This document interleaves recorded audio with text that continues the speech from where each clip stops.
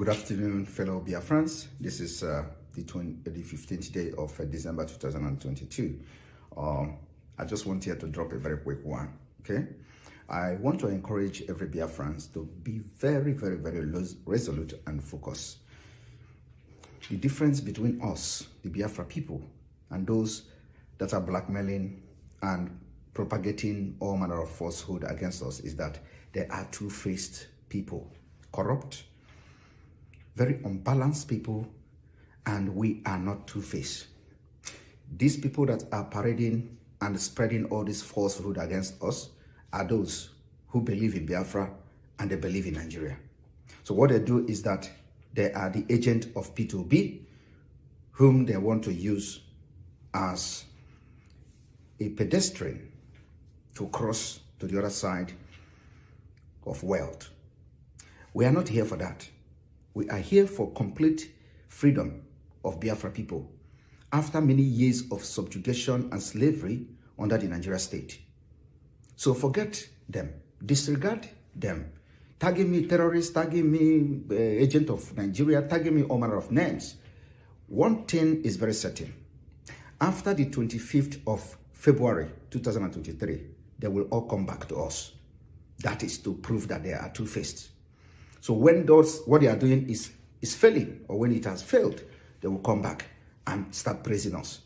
The man they are calling terrorist today, just because of it is politically motivated blackmail, they will turn out tomorrow to say that you that have joined this movement, you are a hero because you have not deviated and you are not derailed.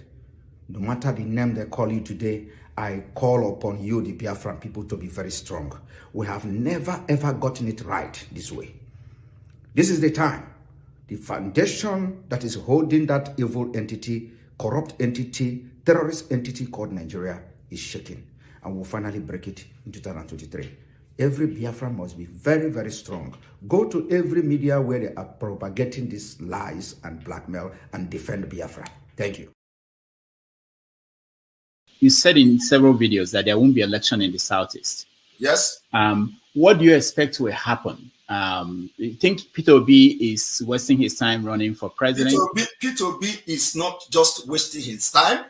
P2B is, I don't know any derogatory word that I will use to quantify P2B. P2B is not running for president. P2B is only in this race to distract Biafrans. That's all. They want to get somebody from the Southeast who will now come as a Biafran, so that it will be on record that in 2023, a Biafran ran for Nigeria president. That's all. So he's not running for president, and he himself knows that. What if he wins? Why is he going to win? Is he going to win from your vote? What if he wins? No. We are not even talking about winning, because we can't allow election in Biafra land. So if he is going to win, he is going to win from the election. Good afternoon, fellow Biafrans all over the world. This is the 16th day of December 2022, and we are very, very angry. We are not happy. The news coming from the DSS dungeon from Abuja suggests that the DSS no longer provide food for our leader, Mazi Nnamdi Kanu, who is in their custody, illegally in their custody. And we have also read in the news that the family of our leader has been able to raise 1 million naira for his feeding. So when we say that the case of Mazi Nnamdi Kanu has gone beyond family business and family matter, this is where we come in. So for this reason, from today, the auto-piloted IPOB under the leadership of Mazi Nnamdi Kanu will be making available every month 2 million naira for his feeding. The reason it is going to be 2 million for his feeding every month will be because we know that the DSS, this some DSS, will be stealing from that money, because Nigeria are criminals. The security agents, they are criminals. Most of these people, they will be stealing from the money. So we are going to do everything possible to provide 2 million for his feeding. We don't want them to feed him again. We don't need their feeding. So, but when we provide this money every month, we'll be expecting that at no point in time will they starve Mazi Nnamdi Kanu from today. going forward. Thank you, and may God bless Biafrans. If government enter my backyard and see crude oil, they say that they are old. What if they enter my backyard and I see Igbo? Now, who get them? After you go say me, I no get focus. But I don't yam focus. Some are saying Ganduji actually spoke the minds of Tinubu, who vented his anger last week, saying some people want to sabotage my...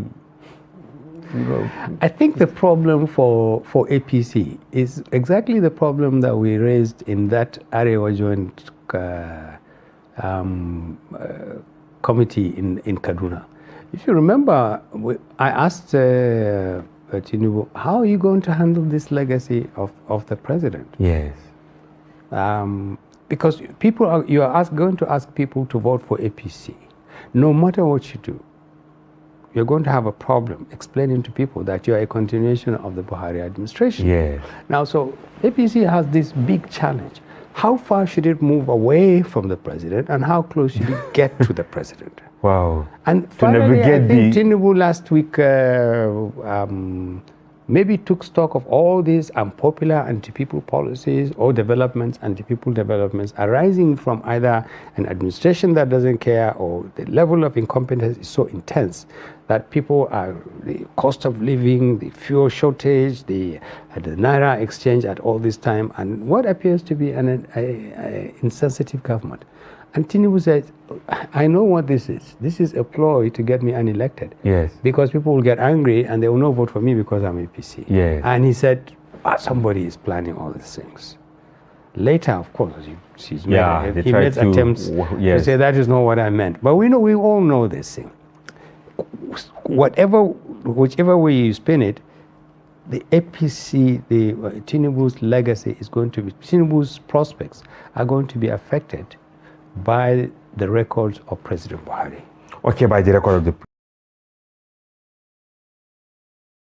I mean, you said 3 or 4 candidates. Yeah. Are you discountenancing? That's what I'm bringing for, because the other candidates. You know, I must admit that Rabiu Kwankwaso has established himself fairly well.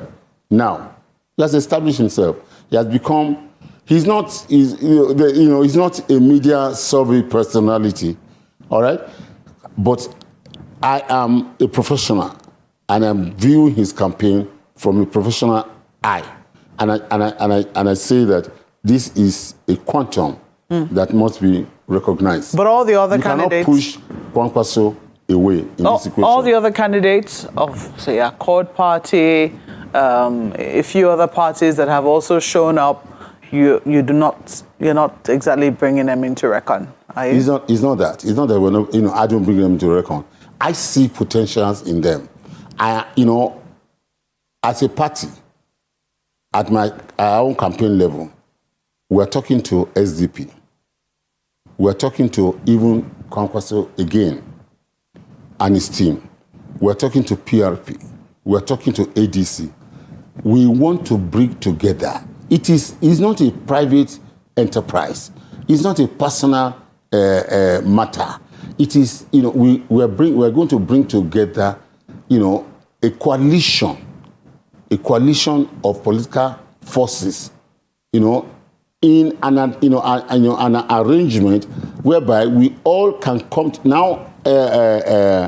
INEC has published the list of candidates. Labour Party is not everywhere. Kwankwaso and the group, they're not everywhere. So we can have an arrangement. We can have information that says that those of us who are in this coalition, we will support any candidates where we don't have a candidate.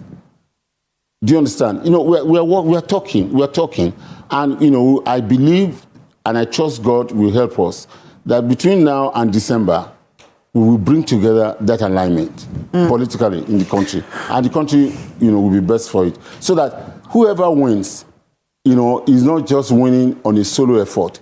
We're winning with the cooperation of as many groups as possible.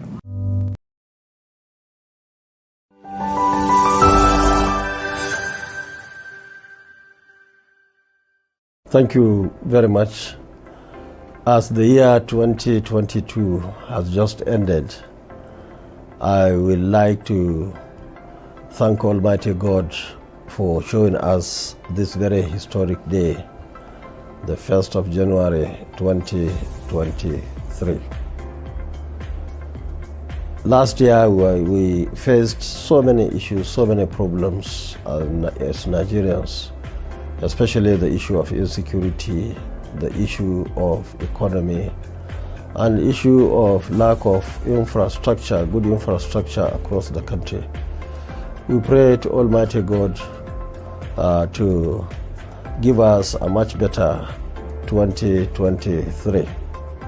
And 2023 is the year of election.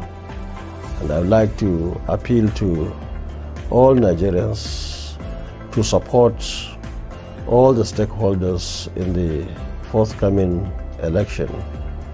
And it's also an opportunity to urge the federal government and other stakeholders to do whatever they can to ensure a free, fair, and credible election. And an opportunity like this is also a good chance for me as a candidate of New Nigeria People's Party, NNPP, to appeal to all Nigerians to vote for the party, because voting for us is...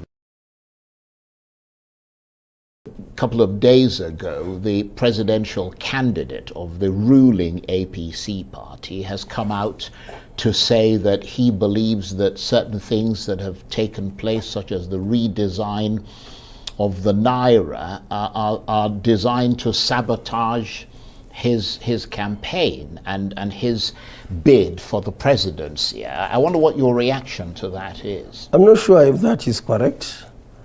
I'm not sure if that is not a defense. We were very suspicious of that statement, because all what we know, we have seen president, we have seen all other ministers and everybody going around to campaign for him or for their party. Now, for him to come and make this statement, it looks to me like ridiculous. And then saying, are you stepping down for Alhaji Atiku? My advice, if you like, based on realities on the ground, because we are the people who are in touch with the grassroots. People are suffering, people are worried.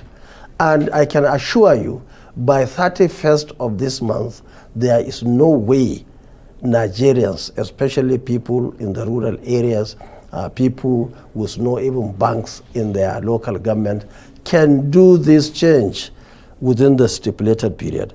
In other words, so many people will lose their savings. So many people will run into crisis. And these are innocent people, people who have earned their living, who have worked so hard, who have, in fact, some of them, in fact, most of them are not politicians. They just want to live in peace. Now, just policy came, they say 3 months. They don't know why it's 3 months. Now, we have an advice for government. Government, in our opinion, should try and reverse this position. It has to be extended. We are aware of the difficulties in the banks. In fact, in Kano now, our markets are closed because of this policy, and so on and so forth. Now, government should extend. Are you stepping down for Alhaji Atiku? That's the second part. You see, I was highly disappointed with him because I saw his interview. Even though it was not as bad as people, his supporters were going around to say I was. He didn't say anyone, me or Peter was step down for him. What he said from the video that I saw was that he's talking to us, and that's not correct. Except for here in Lagos when I came to do the Arise debate or town hall meeting. Since I left PDP, I've not seen Atiku eye to eye. And I refuse to talk to anybody. Because you see, the only thing remaining for PDP and APC now is propaganda. For the 8 years I was governor, I have never taken 1 naira on the issue of security vote. Not 1 naira. It's not even there. And I have inherited governments that were taking 10 million naira in a day, 7 times, 10 times. In fact, at a stage, we have a record of 12 times because the governor can only approve 10 million naira. So they will take 10 times whatever number they want. And on a day, if the CP or the DG, or the director, SSS, or anybody wants to do anything, we'll listen to him. He should defend it. And once we are satisfied, anything above 10 million naira, I will take it to the council. And the only thing that we did not publish for the 8 years I was governor was the money given to these security agents. But we have the records. So, security vote, in our own opinion, is a big way of stealing money. Because that's why I have never done it. And if I have an opportunity again, there will never be anything like security vote in the presidency. So we have seen cases where a lot of money is being siphoned in the name of a security vote, and nobody can defend it.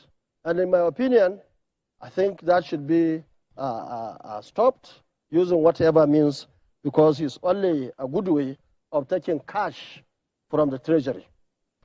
Now, the issue of second-tier police. Now, if you check our blueprint, you find that we're open, restructuring, very much open, including state police. I think that's the one you are talking about, and so on and so forth. They were part of our own understanding of restructuring. Now, while we believe that we will listen to the people, we will do the right thing, but at the same time, we will follow due process. This is not something that the president will sit in his bedroom and announce the change of constitution to insert the issue of that affects the relevant clauses in the constitution. So we are ready to follow due process as long as Nigerians are interested in that. But on the other hand, we believe most of these things coming up are as a result of government failure. Once everything is going well, all these things will die down if everybody will come and do his normal businesses without any harassment from anybody. If everybody can go to school, everybody can have something to eat, everybody has hope for tomorrow, I don't think anybody will start talking of this system is not working. Now, if there is failure, the implication is that nobody will want to own it. And then people will start going around and see, okay, what is the fault? Oh, it's the fault of Nigerian police. Oh, it's the fault of Nigerian army. It is restructuring. Oh, we are poor in social players. We want restructuring. So we are open for restructuring, including the state police, and any other thing that somebody or some people believe that it is necessary for the progress of this country. Thank you very much.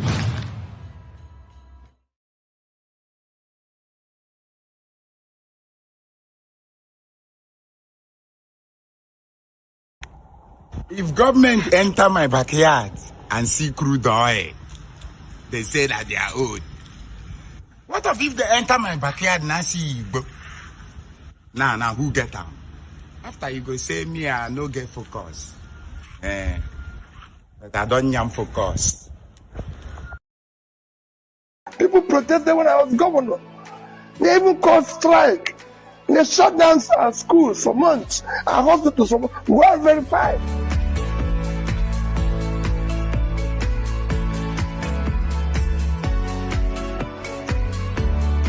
We need more transparency.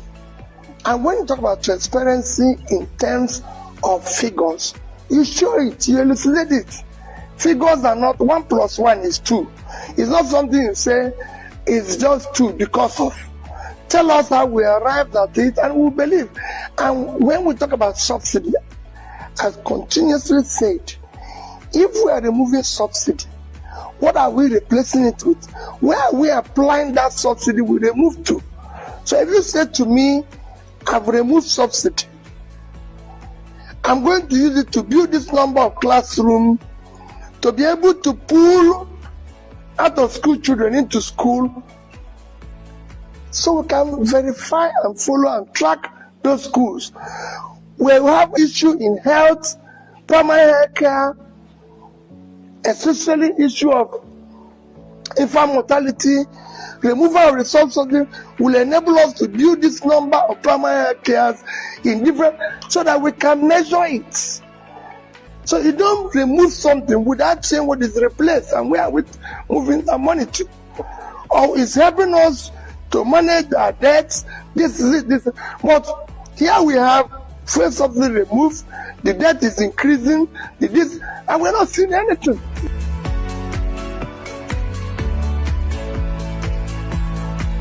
We have to continue our journey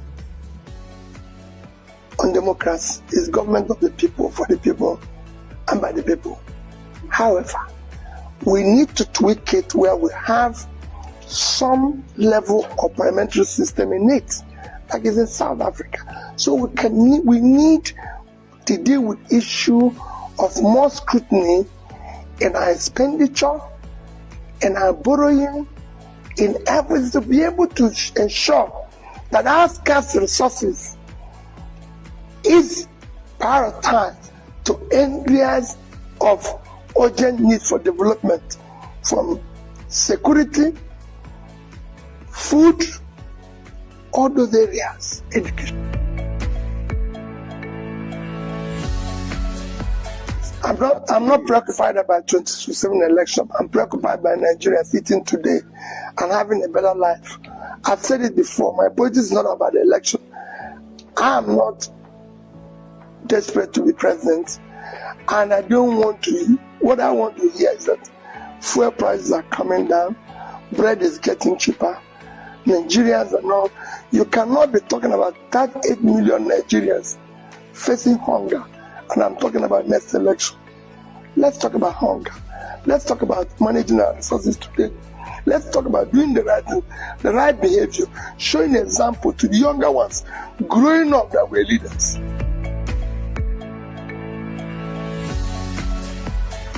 I've said that everybody, they have right to protest. I've said it before. I would discuss with every protester. They even won government months before they did that. I would sit down and discuss with them. People protested when I was governor. They even called strike. They shut down our schools for months, our hospitals for months. Well verified. I was talking with them. I didn't come down. I have never, as a politician, as a governor, for one day, go and ask any policeman, say, please, stop somebody. Talk less of arresting the person. It shouldn't be. In a democracy, people have right to say no. I've said it every day. If I'm managing this facility and everybody loves me, I will resign. This is me. Wherever I am, I believe that I have enemies. My job is to convince them. If everybody loves me, then there's a problem. There's people who hate me because I'm just Peter. They don't even need to give me any reason. It is my job to convince them on why it should be. I convince the teachers why we should return schools to missionaries, and they've seen the result. I convince them why we should go to the missionary facilities, the Ministry of Health, and build school of nursing and midwifery. You just have to. It's a constant thing. That's why you're a leader. You're a communicator. You listen, you talk to the people. It's not a question of what the young ones, I'll meet them. The agitators, the protesters, I will be talking to them.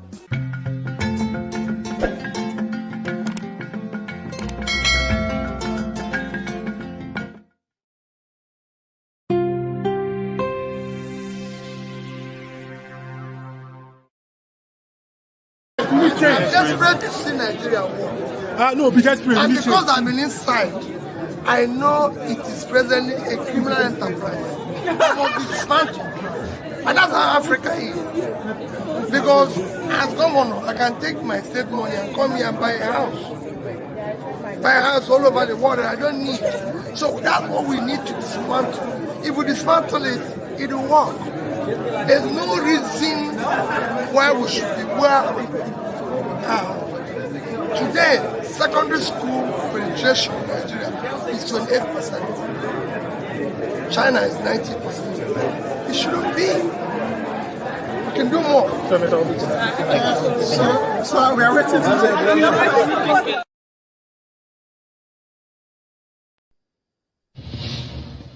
I extend my felicitations to our Christian brothers and sisters on this joyous season of Christmas. May the good Lord grant you and all yours unlimited joy and sustained happiness. May His divine intervention grant our dear country Nigeria tranquility, peace, and prosperity. Let us remain steadfast in prayers for a greater Nigeria after the elections of next year that will be a shining example for our present and future generations. Merry Christmas. May God bless you, and may God bless the Federal Republic of Nigeria. Let your hope symbolized by this season of celebration also herald our renewed hope in the Nigerian of our dreams. May the joy and the great gift of Christmas be the renewed hope that we can and will forge a better Nigeria with the help and guidance of Almighty God above. May God bless Nigeria, bless you. Merry Christmas to all of you. Celebrate with all my brothers and sisters across the country, especially the Christians who are celebrating Christmas in this country and even beyond. And I believe this is the time for all of us as Nigerians to come together as brothers and sisters to ensure that all our serious issues, especially the issue of security, the issue of the economy, and so on and so forth.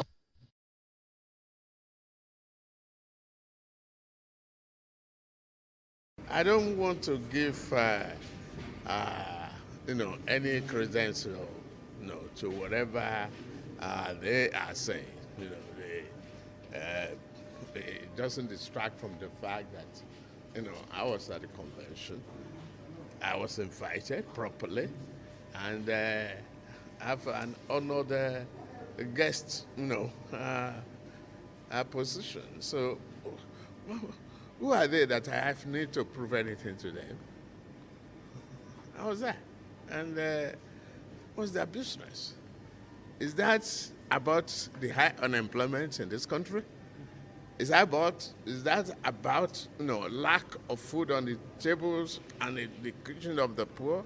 Is that about electricity that they cannot even properly privatize, blackmailing the honorable minister and forcing somebody to resign because they want to turn it to family patrimony?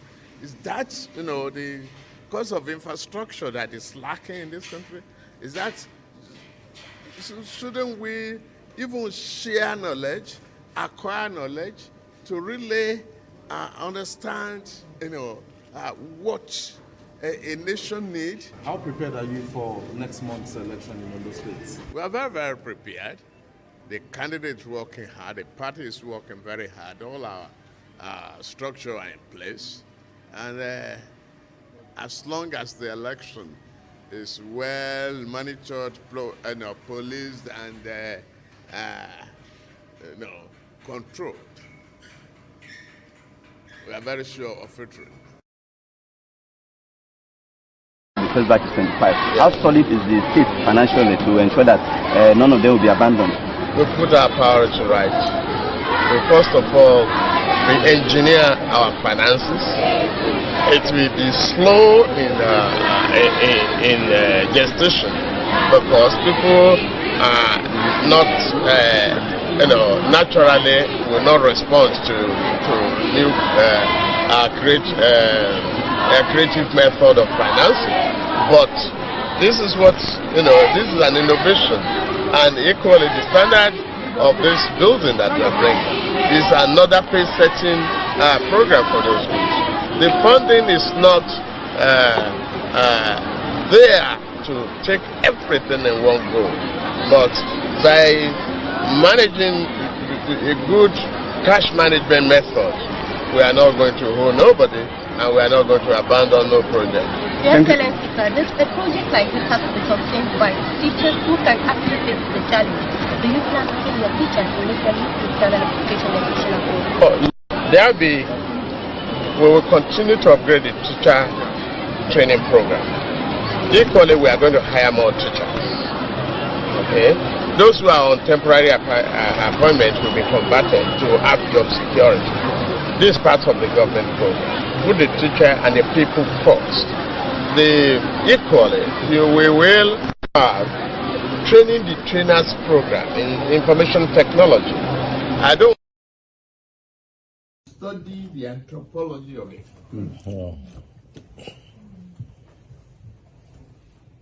Where are we? No. Political power is not going to be served in a restaurant. It's not served in a la carte. It's what we are doing. It's being determined to do it.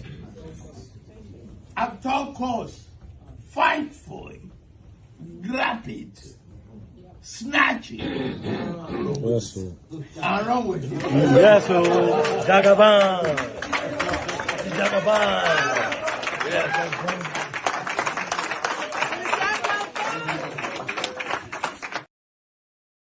the country is going through a very strong phase of reform.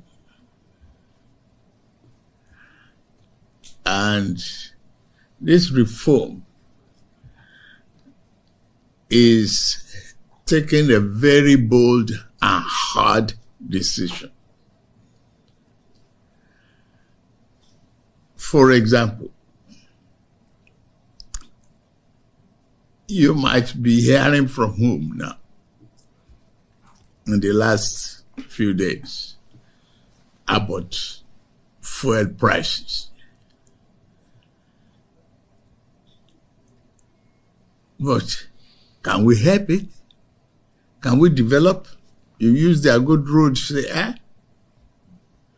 You see electricity being constant. You see water supply being constant and running.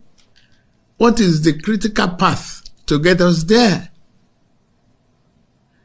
If we cannot take hard, painful decisions to pave the way, now is to provide the leadership that is necessary. And I'm committed to that. It's not all about politics.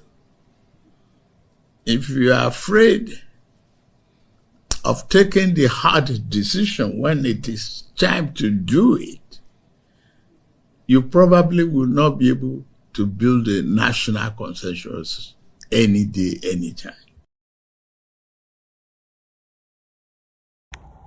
If government enter my backyard and see crude oil, they say that they are old. What if they enter my backyard and see Igbo? Now, who get them? After you go say me, I no get focus. But I don't am focus.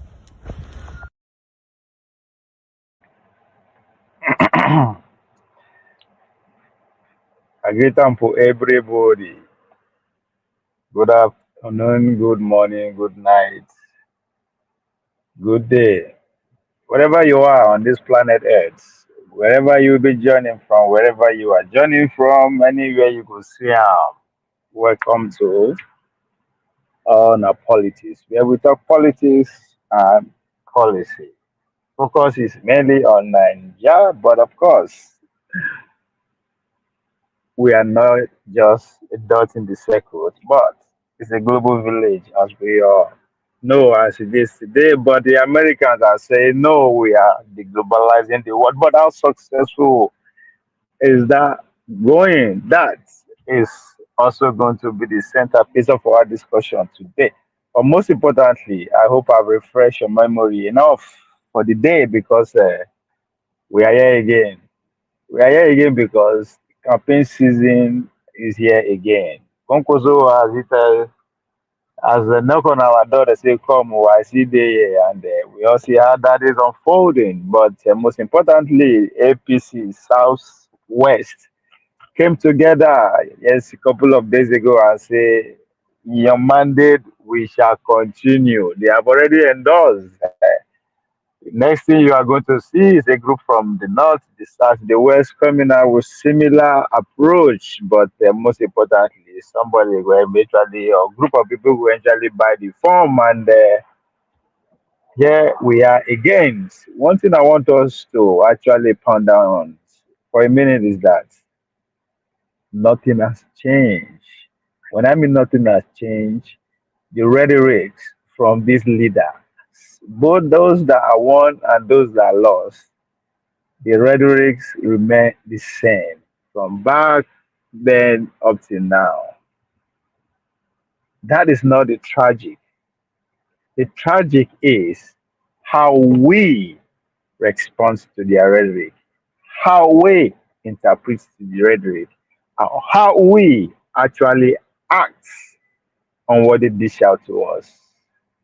For that, ladies and gentlemen, which take us to the centerpiece of our conversation today, which Oyibo people call waiting Acriticism. I know people pronounce and say, Chai, eh, but we dey win. Even though we know Sabi pronounce, we are already in power in Edo State. The next thing we will take over the Senate and eventually the country. But on a more serious note, let's get situated.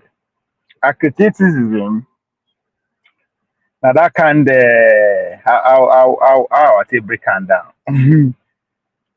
How I take break am down. Actually, somebody asked me, one of my friends asked me for Facebook. He said, "Come, this guy is that even a word?" Right? The guy said, "Is that even a word?" I say, "Bro, don't make up shit. Don't make up shit." I tell her, I say, because you know, see about Google, right? doesn't mean doesn't mean say you know they exist. Or there's nothing like that, and that's because another thing. Most of our permutation is coming out of what we googled, what we go to Wikipedias and all those YouTube and all those things. Those are not credible sources, my brother. I'm not saying they are not good. They're not just that credible as it used to be or ought to be. So that's why you cannot find that kind of words or the meaning in Google, right? But I mean, we live in a modern world, right? I mean, I knew what we did today. So if you know if you get down for Google, I mean, the what they call this chat, GTB for GTB, AI, Gemini, So if I know some people, but you get what I'm going to. There's so many other sources of which you can actually do your research with, or which you can actually learn. That's another thing entirely that we are going to get into today. Yes, the word acriticism eh, is the lack of critical thinking, analysis, or evaluation. It involves accepting information or ideas without questioning or examining them thoroughly or thoroughly. Make I read them again. In case you don't get out on Google, you might just want to ask your AI or I mean, if you live in the first words like some of us ungrateful, fortunate uh, bastards we pull everywhere in the Western world. There's so many things that you have to take advantage of. You know, visit that word. It's just as I know if you pronounce that like my governor. Just it's right there. Just if you know share about Google, ask your AI. Ask so many things. There's so many ways to do your research. That's why when you see some people they actually argue or trying to make a point, right? They go make that point 100 times but the vocabulary of that poem remained the same. The examples they use for that, nothing changed. That is because the source of information where they got that from is just one piece, and they stick to that. So anytime they hear something contrary that they don't understand or they've never heard before, they say no, a lie, and there's nothing wrong with that. If only you are only reacting just to learn. But if that is reason is for you not to learn, but that can act is what my grandmother called an act of witchcraft. When you are deliberately starving other people from actually expanding their horizon.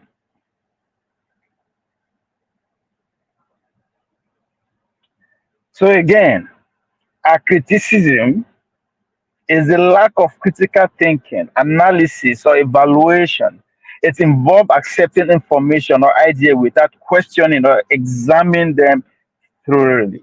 Now, somebody go say, we focus on that questioning. Exactly. I was questioning people. I was no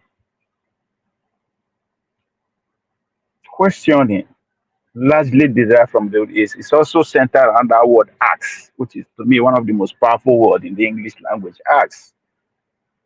You ask to learn, you ask to understand, you ask to be understood, but most importantly, you ask because you don't understand. But if it's, your question is not around this framework, you are not asking. You when you come up bluntly and say this, you are lying. What you are saying is that you are saying even those who agree with that point, those who don't agree with that point, those who are still digesting that point, those who will come and hear about it later, should just pause and focus on you because guess what? You have the superior argument or superior point. But if you can't open your mouth, oh my God. And what you are saying is just, I don't know, I try not to ever curse or, use some kind of words with it because, anyway, make I not to go far. But I just hope that the foundation of where this conversation we end up to has been captured from my trying to explain what I'm trying to talk about today is it's all about yesterday masterpiece uh, lecture that two of the most these days when some two of the most you know, two of the people that come to respect, I might expect for those two people grow by the day, as you say. And that's Dr. Damage, of course. I mean, the way he lined up his question yesterday, I mean, it shows that he has done, I mean, me using say he has done his own work, it's as if actually been trying to undermine his what's his talent. No, but I'm trying to say that. I mean, I have never seen a conversation, an interviewer where that covered a book, a book as classic as a masterpiece as Fatherless People is. They pretty much cover everything within an hour or 1 hour 30 minutes, and that is a book. I'll come to that book. Well, that's a book you will read. You'll be hunger for more. But Dr. Damage line of his question pretty much bring out every character that matters, not just in the book, but in reality, in the history of the country we call Nigeria. The characters, now not just the characters, now the real people that shape or that help keep guiding what we have as a country today. He was able to bring each and every one of them out, every event that matters, I mean, from the beginning to the end of that book, Dr. Lameji was able to ask questions that cover pretty much every chapter within that short period of time. And so that was a masterpiece. And Before, I dey always imagine how Dr. Damage's class go actually be. I mean, as a teacher, now one of my temptations be that one day I'll actually go sit down for class, but how I'm working out how to put that off, right? I have to work with the management of the scholar. But on to stay on what I'm trying to say, he put it so I dey imagine if how he go sit down be for his class. But I think I have a glimpse of that yesterday. I can imagine sitting down on in a class when Dr. Damage is actually being a teacher, not a journalist or a presenter, but he's actually teaching what joining his experience coming from Nigeria and all that. I mean, because when you have a teacher that is so rich in culture, awareness, being and all that, it's something.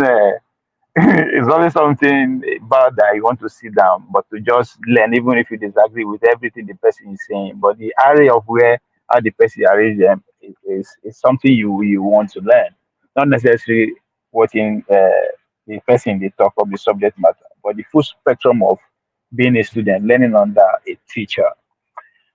So I have a glimpse of that, because if you dey follow Dr. Damage alone on Dr. Damage show, you don't actually know what he thinks or how he thinks or how he does things until you begin to read his columns on dailies. If you know they read his column of daily, if you begin to judge him for what you see on Dr. Damage show, you don't have idea what he actually thinks or what his opinions of most of these issues that we fight ourselves over every day. So thanks, Dr. Damage, that you are setting that pace that now I dey always see am for other places. I mean, I begin whenever I did think of podcast shows that worth sitting down to for hours. Now I think of Joe Rogan. I think of all-in-one podcast. I think of part of the problem. Few of them like that, but 90 Minutes Africa has come to stay in that area of people they I can actually listen to. And then now go back to the guest himself. If you never listen or read Fatherless People, of course, then everything you think you understand, you agree or disagree with about Daily Ogu yesterday, I stand to be challenged. You have no clue. Because fatherless people, to me, what with books that are experts or authors or whoever people that I like to listen to are, okay. Books, for instance, are books. If you read the book or you listen to the book, it leads you to more books or more curiosity, more rabbits hole, more because that book will recommend other books, personalities that will just awesome can scenario or words or phrases. Then you now take it to the next level. You go research on that. It takes you or it just keep you, and that's what fatherless people is all about. Because of fatherless people. Yesterday, I was telling him that if I say any book is responsible for me smoking in Igbo fatherless people, and people actually, I know he understand what I mean by that, but I don't think a lot of people actually got the what I'm trying to actually point it out with that analogy. Because reading fatherless people exposed me to Hegemony and Survival, book by Noam Chomsky. He exposed me to Sapien by Noah Harari. Just reading Dele Ogu's book, which is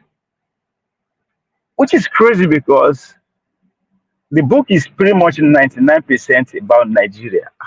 That's how crazy it is. But it took me to some books that I never know. You say all these countries there before. That is the magic of fatherless people.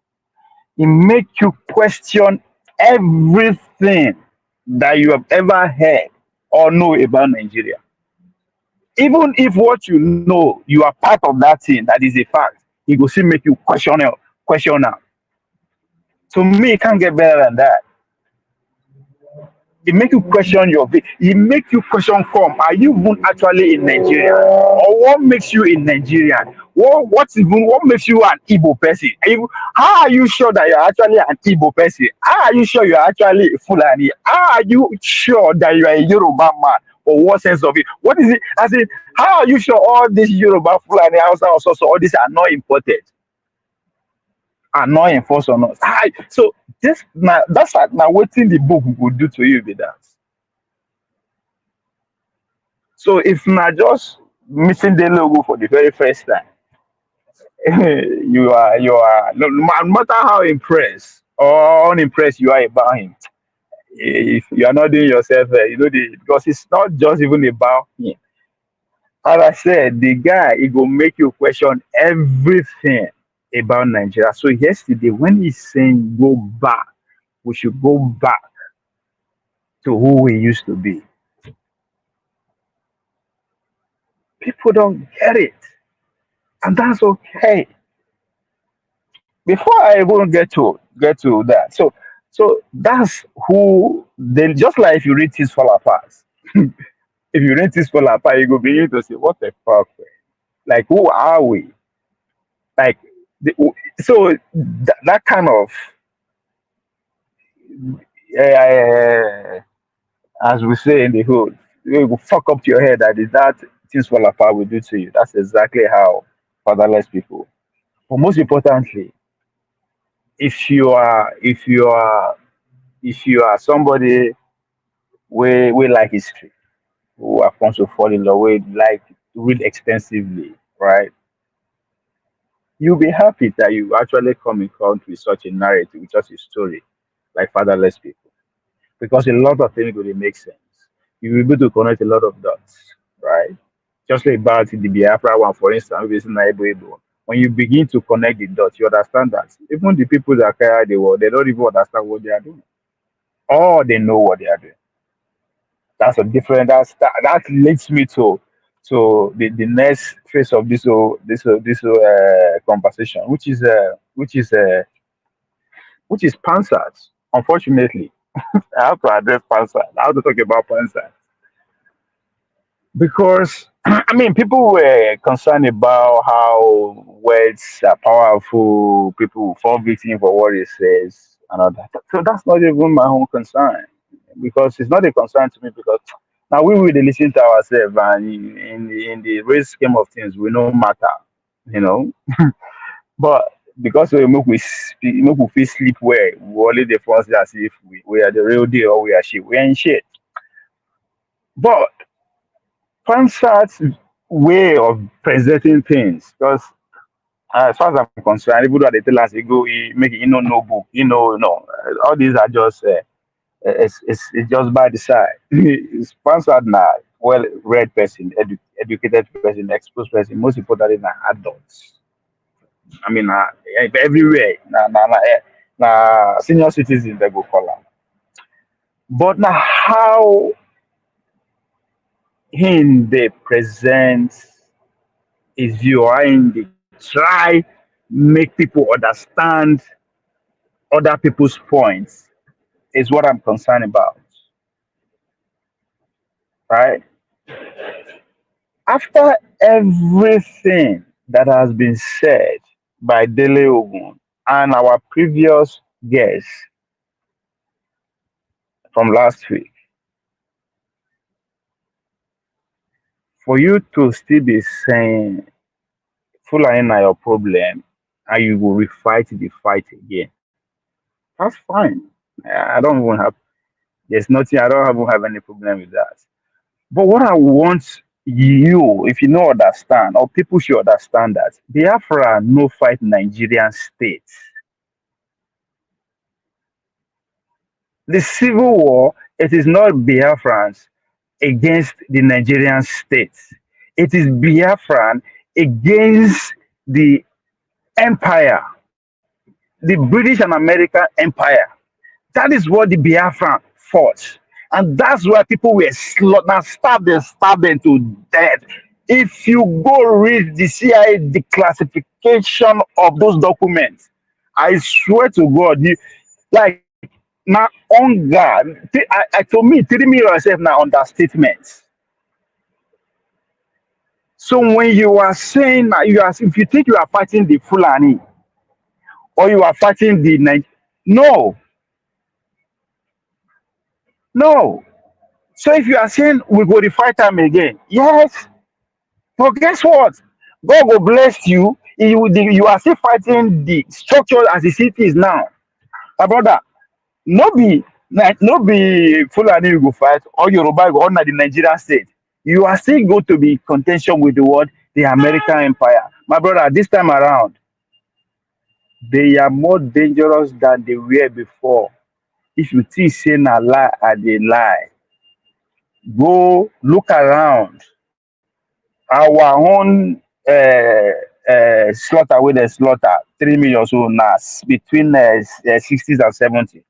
Go study the replica around the world from the 90s. From the 90s. You go understand. I mean, even our brother, even Rwanda here, you go understand say you are not going to be fighting the Fulanis or the Nigerians or the minority as you normally call. You are fighting an empire because you are toying with their money. You will be toying with their money. This time around, it's not really going to be years, months, days, now hours. Hours. Unless you are not current, you don't understand the world we live in today. That's why you eat it. No, we will not be free people. We be property of another empire as it is. And if you think I don't know what I'm talking about, if you are in Nigeria today, just sit down and look around your heart, look around you, from the language you speak, from the governance that you are under, from the economy, from every little things that you use every day that make you stay alive. It's no be you produce them. No be you. And I bet to even question even the water where you dey drink because they had before you was able to get clean before you drink and you don't know how the system they happen. No. That's how you know that you are not free. So if they won't massacre you this time around, you want to face the Nigerian state. Oh my God. They don't even need to shoot one gun. Just as they would like to tell you, say, now guns, 9 kill all those almost 3 million people na lie. And hunger and starve them. Even though they were still rationing food, they still they bring food. Ojukwu was actually against them bringing food day and night because he suspect that they actually bring weapons in and out too. So you had to actually drop pounds of food, maybe 12,000 pounds of food instead of 24,000. All these are waiting they know they tell you. You think say if you want wage war against the Nigerian state, Nigeria, you fight if the Fulani where they in charge, or you fight the Yorubas where they in charge. Not lie. You no go know how America go to they come. Man, these motherfuckers, man, they play with our money. They go end everything within a few hours. Nobody go even hear about them. Have you ever heard a country called East Timor? East Timor, that's a country. You don't hear about them before. Go read their history just here in the 90s. You no go hear them.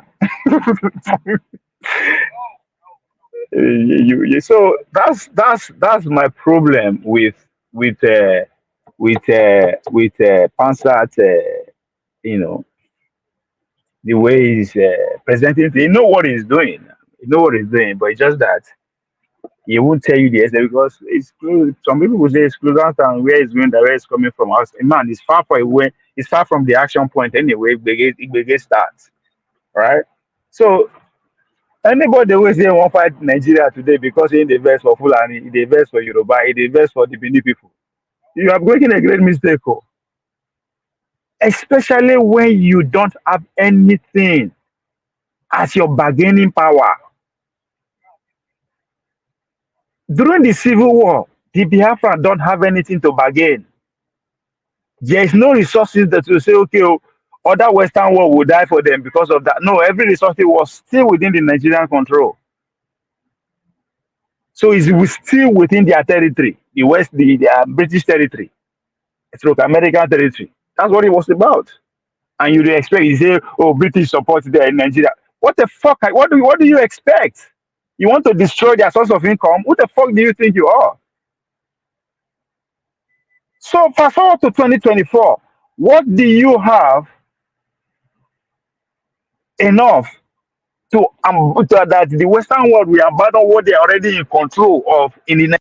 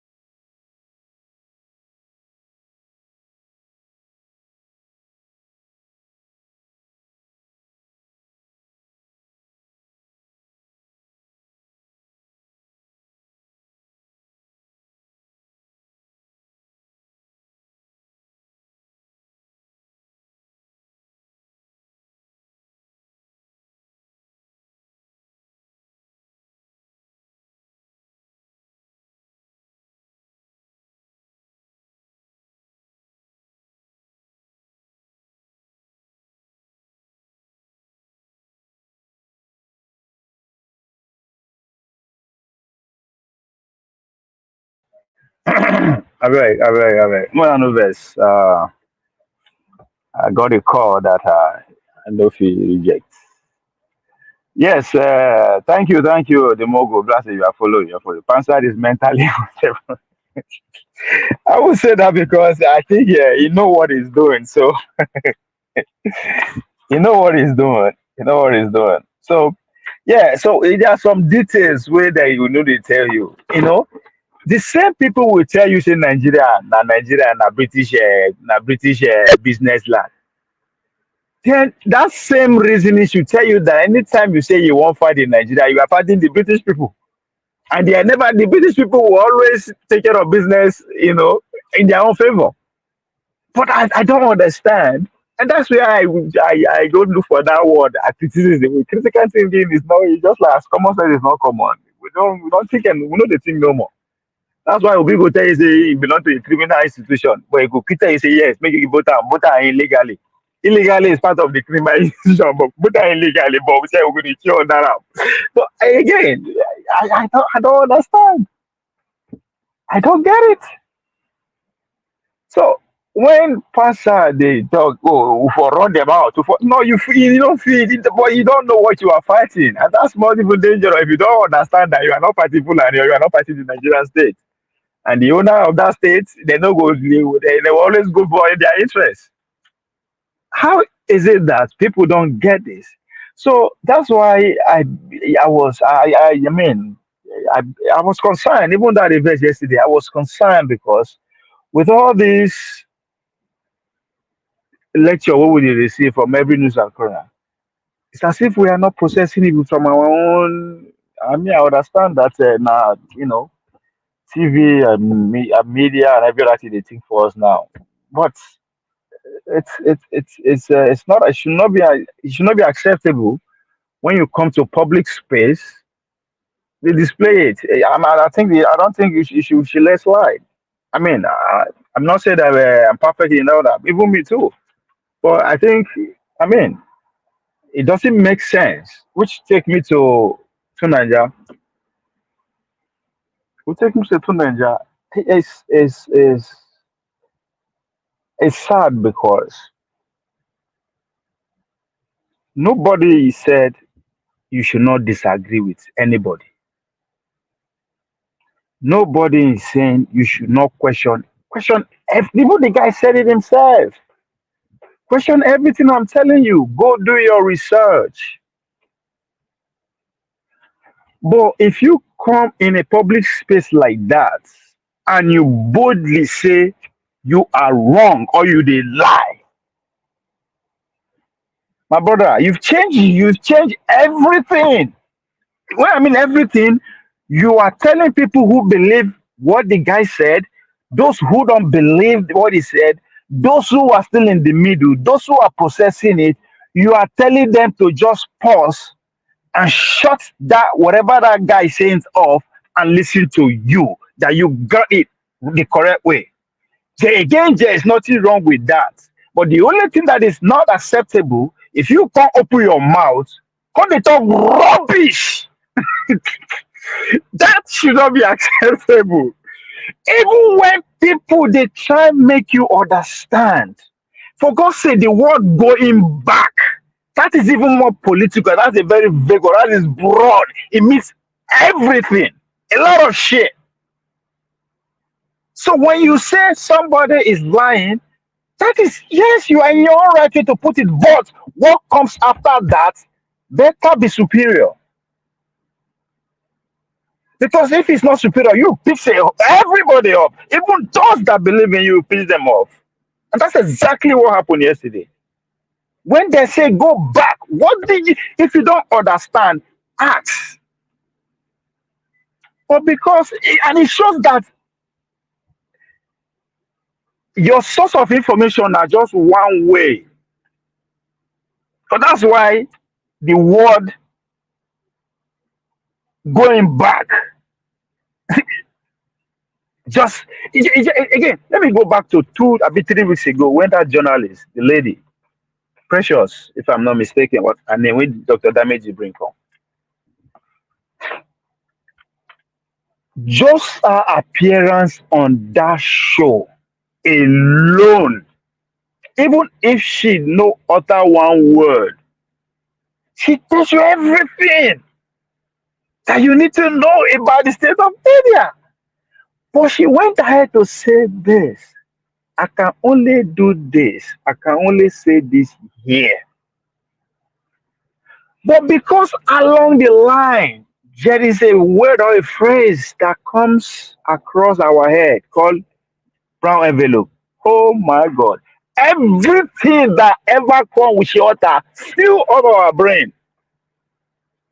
As if it's a new thing, as if we are just hearing for the first time. Brown envelope mean a lot of things. Everywhere you go, there's brown envelope. Anywhere. Anywhere. I believe even if we say brown envelope. It's just in a everybody they present and they just like they ideally use the word bribery and lobbying. They are the same freaking shit. One person just decided to legalize them. That's just the difference. That's exactly what happened. Now the man said, "Go back. Go back to when matters here." And immediately I beginning to reprocess everybody that question to Nigeria. If you are listening, they question you about where you come from. Because I begin to see reasoning in that now that those people who are asking that question actually know what they're talking about. Because not only person will no get past go believe that everything about their past is doom.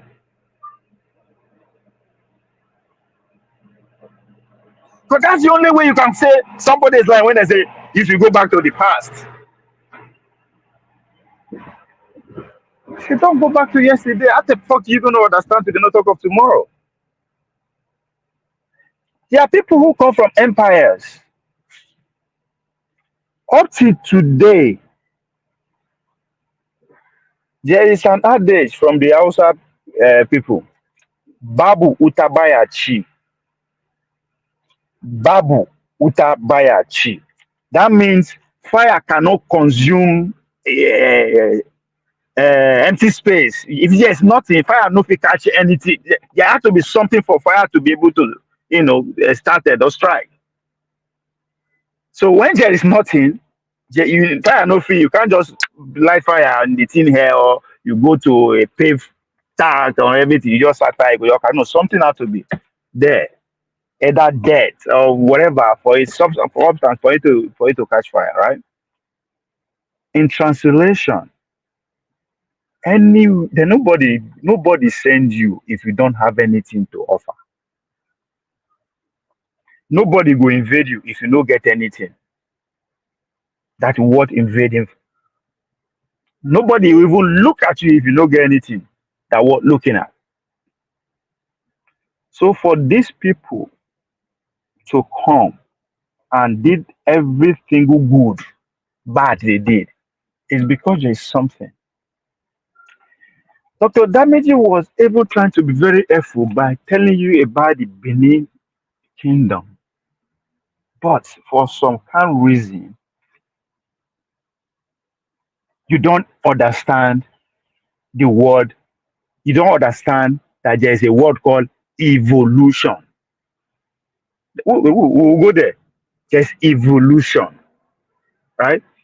Now, before we get to evolution, the Benin kingdom, if it is very hard for you to process what going back means, right? Let me tell you why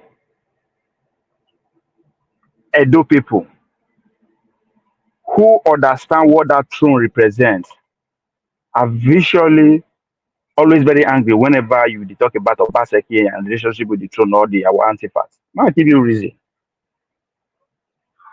To you, or to an ordinary person, they see the beauty of that piece of craft that is looted.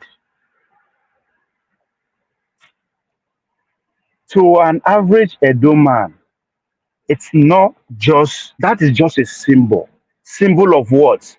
civilization, smart people, organization, governance at the highest level,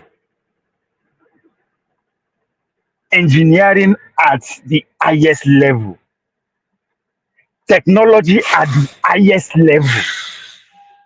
And if you doubt what I'm saying, there's a reason you don't see the replica of that hundreds and thousands of years after.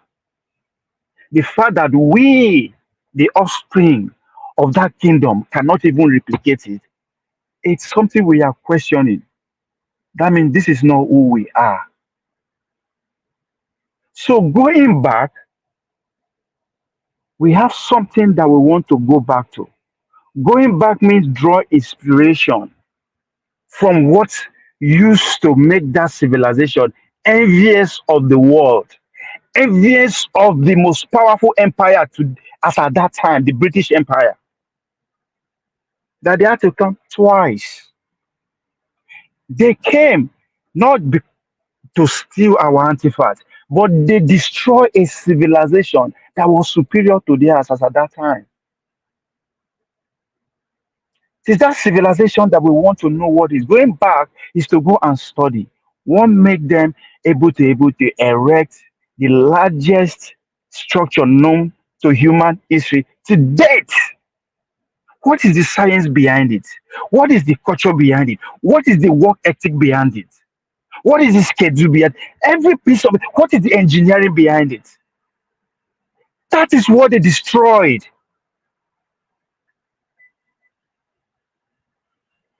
That is what we want to go back to and understand how those people were. So we can evolve. That's why I say you don't understand the word evolution. Because when I say go back to the past, you look at what the white people tell you how your past used to be horrible, primitive. Forgetting that they were primitive today before, but they evolved to what they are today. My brother, if you think we were primitive before, who would have evolved? But what we would have evolved to, nobody knows. And that is the pain. The fact that we don't know what inspired those structures, those artifacts, those governance. We had the history of street life before any other person can think of. The science behind it. What kind of food were they eating? What kind of life were they living? How often do they work? How did they? That is the thing that we lost. That's what we need to go back to study and evolve from there. Not this that we are doing. We are groomed to be following them to see their progress as our standard. We want to go to space because they want to go to space. They are practicing democracy. We have to practice. No. Only slave people think like that. And I said it before. It is not your fault that you are enslaved. It is your goddamn fault that you don't know that you are still a slave. Because if you don't know, you can never get out of it. So when they say go back, some of us have something that we need to go back to and study. There is a way of life that my people used to live. How come we could not replicate what the people that come before me built? Why? Asking all these questions is a way of going back. In case you don't understand what going back means, nobody said go back and sit there. You will evolve. Even if you sit there, you are still bound to evolve. But you have a problem of what evolve means. You don't evolve to follow what people have already aspired to or have already been proven. What is your point of your existence? It's all you can do is to follow the path that has already been drawn for you. Why are you here? It's bad enough you don't even know the motive of why that path was drawn for you. I rather follow the path that my ancestors draw for me because guess what? They put my survival and my ability to withstand the forces of the world before any other thing. So are the people that draw this path for us. They put their survival first. So if you don't understand what going back to the past means, ask. Don't say somebody is lying. And all your response to that is to begin to talk rubbish. So curiosity, when that man said the father, the back, the back, interpreter, the further you look back, the further you can see. There's wisdom in that. Nobody, if you understand that from Google. If you just understand that by listening to one or two people. It takes a lot of ingredients that you have to put together for you to actually what that actually means. And the most annoying part, you say Chinese people like, and I begin to like. So at that time, I begin to question myself, am I actually living, hearing shit like this?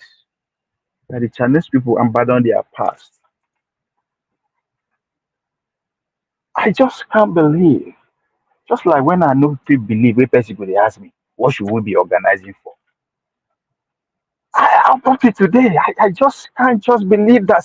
Like I don't understand a grown man, woman, just actually take it in public.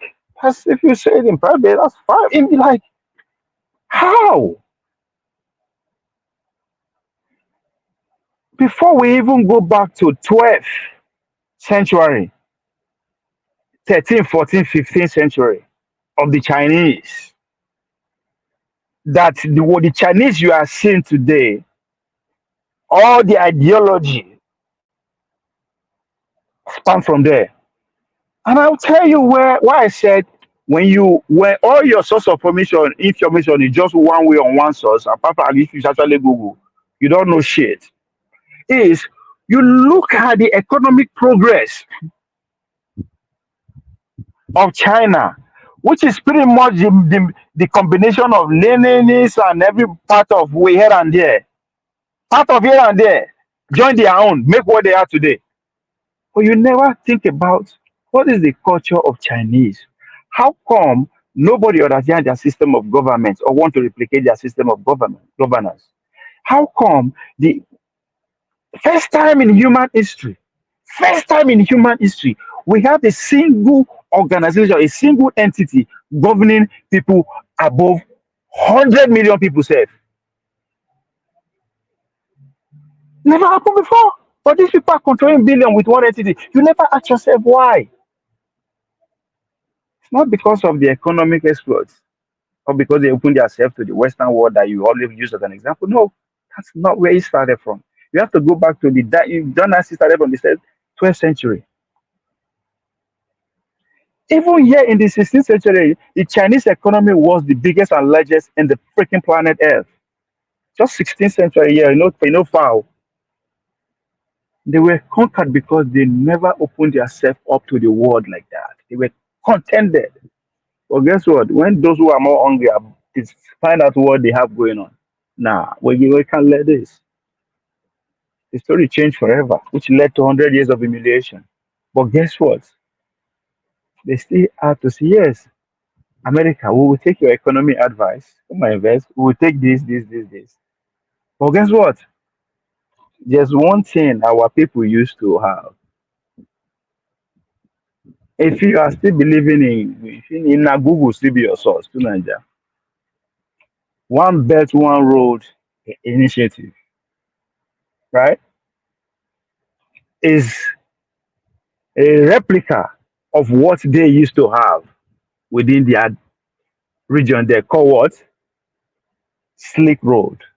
If you Google this thing, if you say they abandon their past, when they say go back to their past, again, not to go sit down there, is to go take one sum from there and fuse it with what is obtainable today. So you have a better life. So the Chinese people never abandoned who they were from the 12 to the 14 to the 16 to the 18 to the 19 to the 20. This central system of government dated back to 12th century. So when the man is telling you go back. It's telling you, go study why your people were unique. Why were they invaded? If you are so stupid, so idiot, you don't get anything, you are so dejected people, they don't give a fuck about you. Why would they invade you? It is because you have something going on. Oil was never even discovered when they came to Nigeria, mind you. So when they say go back, they are not talking about going back to before 1960 or 1914. Resources weren't there when they came. What attracted them is the way, the system of governance, the way of life, most importantly, our strength. That's why I dey ask, we that came from kingdom, even though they attach us to however you want to put it, what is the bravery that build all those structures? What is the intellect that actually craft those artifacts that attracted these people? Because when they came to kill and steal, they not just steal artifacts, they also steal human beings. If you think I don't know what I'm talking about, America did the same thing. So when the Roman Empire stole pretty much everything they know today from the Egypt, from the Egyptian, all those kind of people there. The Ottoman Empire there, which actually I guess actually related to. Then fast forward to the British people. British people, it is because of what they stole in Benin Kingdom, and India, great every nook and cranny of the world that make them the pioneer of the industrial revolution. Fast forward to America. America stole from Germany, stole from America, stole from India. Talking about technology, fusion with what they used to have. The system of government they see in America today, if you go back to 300 years ago, Europe, that is how they govern their people. You say, oh, monarchy, monarchy. Monarchy is new. There's a reason why monarchy still exists in the same place. Talking about going to the past, the Saudi Arabia still live in their past. But guess what? They are the first cutting edge of technology today. Even though they know the producer, they don't have what it takes to produce. But they are the number one investor. But they never left their past. Anybody will abandon their past is a slave, is done. And if you don't still understand that we need to go back to our past, just visit Nigeria. 5 minutes. It may be 5 minutes too much. Once you step in, we should just laugh on Nigeria. You step out. 5 seconds. You understand that this is the British colony. This is American run economy. You don't need to be told. You don't need to be convinced. Does that even, can you process that? If it makes sense to you? That's not what is obtainable in India. That's not what is obtainable in where England, where you come from. If I laugh for England today, I'm not going to say that British people did there, even though I don't know how long it will last because all the economy today, I guarantee you, I challenge you, everybody where they live for London. Oh, as of today, almost 60% of all the investment in British and American companies get them. Everything. I challenge you now. I want to tell you I don't get 5G. All of them begin say, I don't know which I talk. I don't prove that wrong. So, but still, once you land for London, you will know say this is British people. If you land for Italy, you will know say na Italian be this. Anywhere you land for India, you will know say na India be this. Now only Nigeria you go land, you know say yeah, this people na a British colony. Why? Saudi Arabia, it doesn't matter. Say everything, just like us, everything around them. Now important, they important. They don't produce anything, and that's the freedom we are talking about. They are also not free. But guess what? If you touch down for Saudi Arabia today, you know say you do another different that you know go know say either they na American they run them or na British run them before. So there's so many ways to understand what going back means. But for some reason, you come and say a lie. Like, okay, make us make it make sense that you actually know what you're talking about. But you come with a very shallow argument, and people are still trying to make you understand. But no, this is not. It's not like going back is very open. You can approach it so many ways. I just don't. It's so fucking crazy. America as big as it is 300, they don't have one government. Though. Every state you go get their own government. Also. That's what I mean. That You don't see large now Chinese don't prove humanity wrong or right that you can an entity can govern as many as human beings plenty rich. So if you understand why the British people join us together like this, you will know say now because it's going to be pretty much impossible for us to attain our full potential. Then you understand when going back to the past means. They don't say go and live in the past. Just go and study. That's when they say go back. As far the further down you go, the further up you see. That's what it means. When you go study the past, you understand what they got right and what they got wrong. Then you fuse in with what is before you today. Now live that they tie the worker back in the days. Are you still gonna try live today? If you try them, you know if you try them, right? That's not what they are talking about. We not get nuclear bomb then. Themselves not get nuclear bomb them. So they evolved. That's the evolution. They evolved to produce nuclear bomb. What would have evolved to if you know? Or you think bomb is the yes, bomb might be the most super weapon of mass destruction today. It ain't gonna be tomorrow. Some people are gonna declare something that is more powerful than that. And I guarantee you it's not gonna come from the Western world. But if you don't have free, you cannot think like that.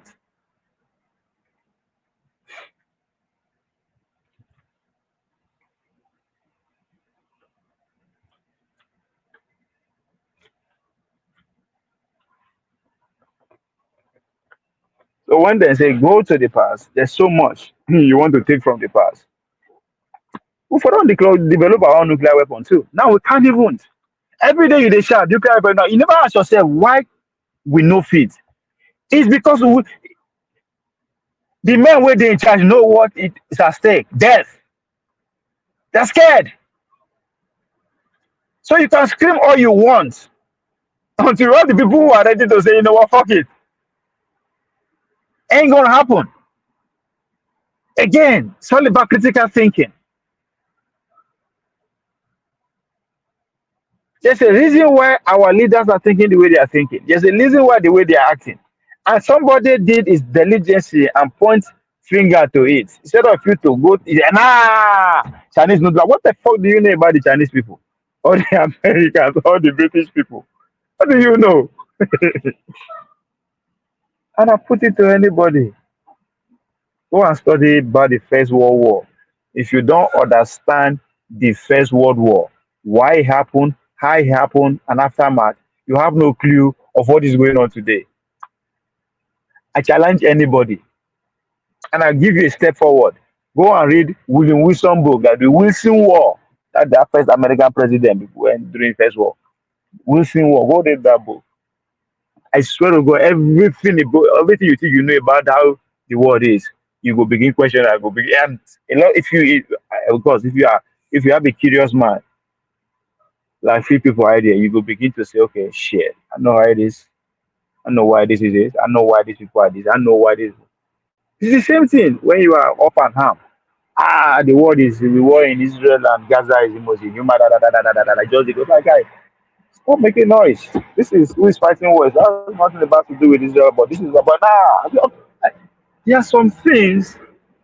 Just it shows your source of information. That just one. And again, go read a daily Ogun book, the Fatherless People.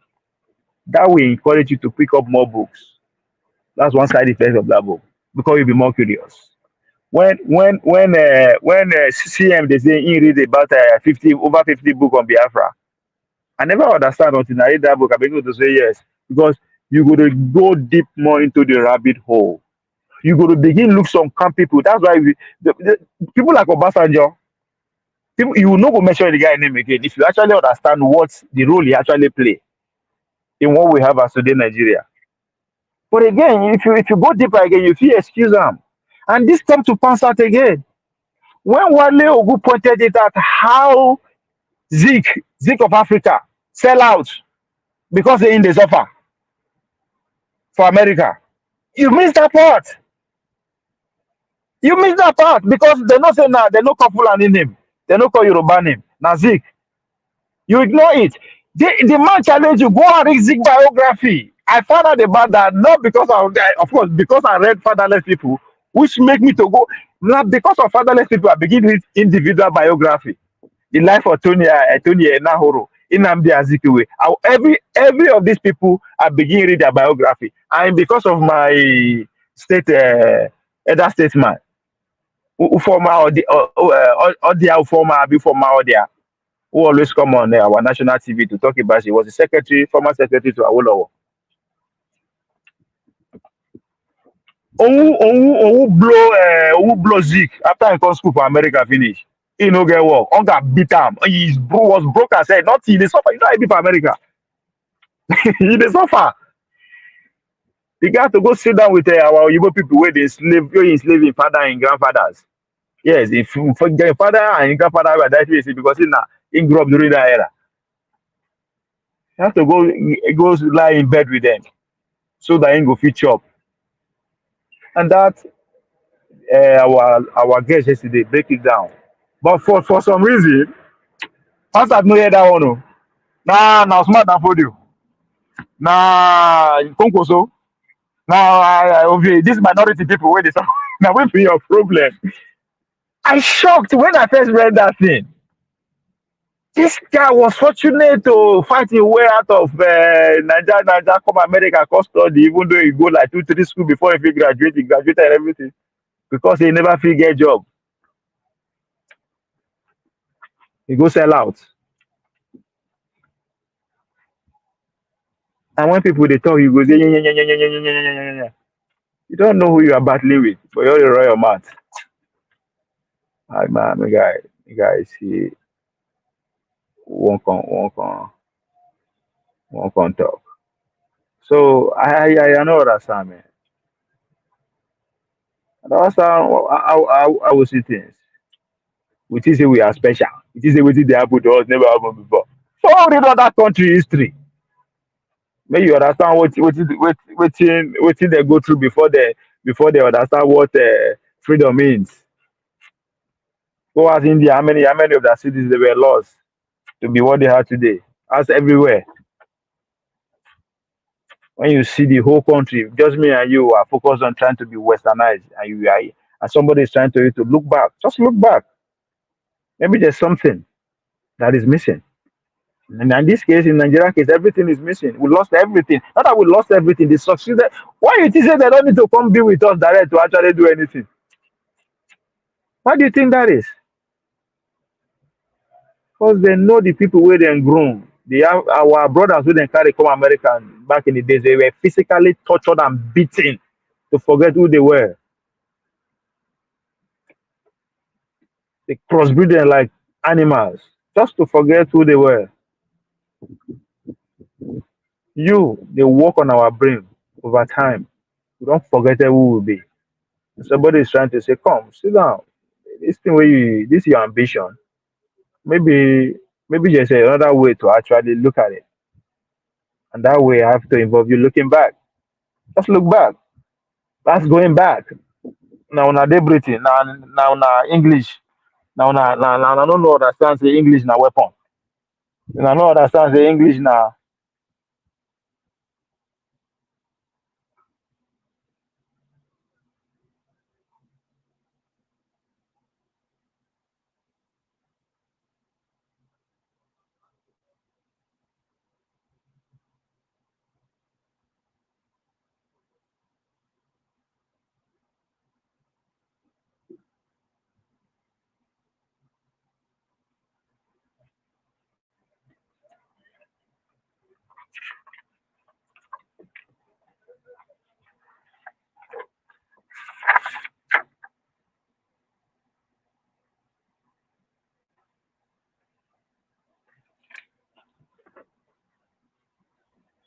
So a lot of education was given to us yesterday, but for some reason, some people just it was crazy, man.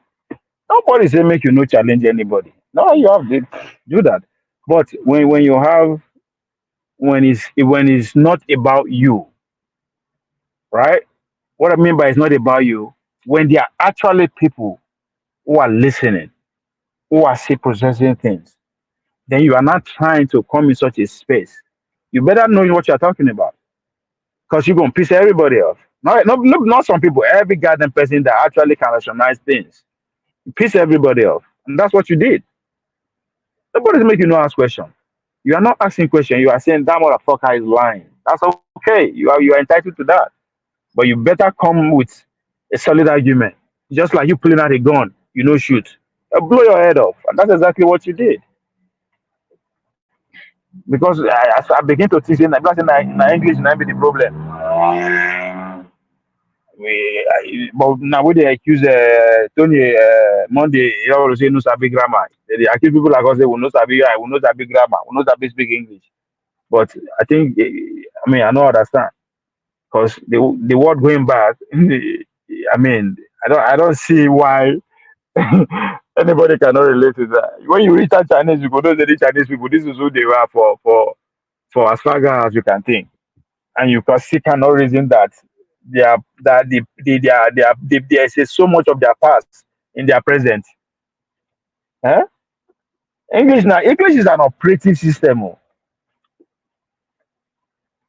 But the words going back, I don't just understand how fucking somebody go miss it.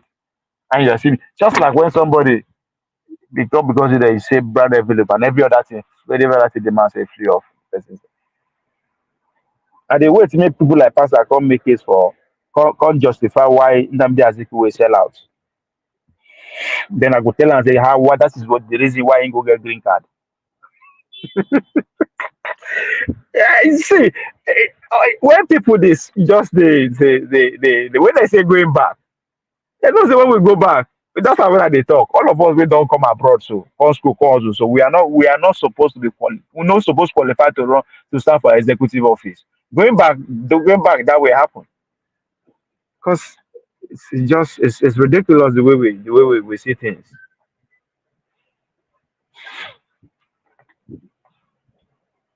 Who's going? What do you mean by staying back? You go. That's what I'm saying. If your reasoning capacity has a limit, just stay there. Don't come and display your ignorance for public. What do you mean stay back? Look back. Going back means look back. Means go and study what you got wrong, what you got right, why are things the way they are. There's a reason why that's going back. There's something you can take from yesterday and merge it with today. Then you see how your tomorrow will be like heaven. That's going back. Nobody say go back. You can't even go back and stay there. Going back to stay there, as I said, if there's make you they work out, they tell you for this, you go do them. But maybe there's health benefit to that, you don't know. But still, it's not something you want to go back to. But that's all that comes to you people's mind. How you people tell you they barbaric, they eat on self, they sell on self. That's what they told you people. And this is just 60, 70 years old story. What happened 200-300 years ago? How una they live? Were you guys living in peace or you are always at war? If you're in peace, what is responsible for that peace? If you're at war, what is responsible for that war? The kind of houses you una build, how una take build that, waiting build that, what is the work ethic? What is waiting they make una live as a communal? What is marriage like? What is family like? That's going back to learn from there, not going back to stay there. Again, if your thinking capacity is just stay where it is, don't come and make fool of yourself in public. Doesn't make sense. So when I say going back, just say don't go and stay there. Again, stay there. If you go, they go Nigeria, you just stay there, they come back. If you come back, they see something way good or bad. Does that not enrich your way of seeing things, of seeing life? Like, I see that some kind of things that you cannot, like, again, fucking social media don't destroy our ability to think. You go back to Nigeria every now and then, once you go back, you see how things deteriorated, you see one thing that's improved, but most importantly, when you come back, you never remain the same again the way you see things. That is the idea of going back. Just go back memory time. Just read. How was Benin Kingdom built to the enviance of the environment? What is meant to be an ultimate to be an empire? The Ashanti Empire, what make it so rich, and why were they overcome? What is what can we take from there? What can we live? That is going back to the Bible again. A simple example is if you learn for Britain, you go know say na English people dey there. If you learn for India, you go know say this is India. If you learn for China, you go know say na in China. If you learn for Nigeria, you go know say na British territory and American run territory. You don't need anybody to tell you. Does that even make sense to you?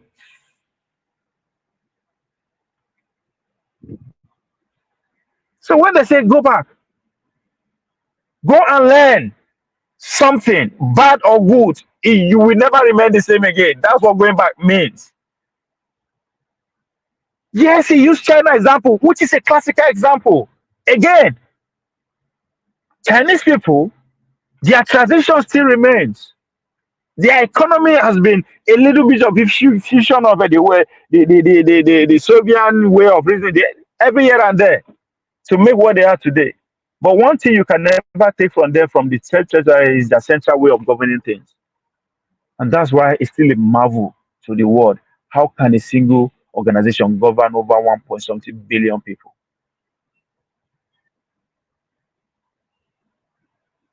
And if you don't understand what I mean by that, America, America is not governed by one entity, one organization. If you come to Texas, they got their own rules and regulations fucking different. Their way of life is fucking different. But there's a connection with the center.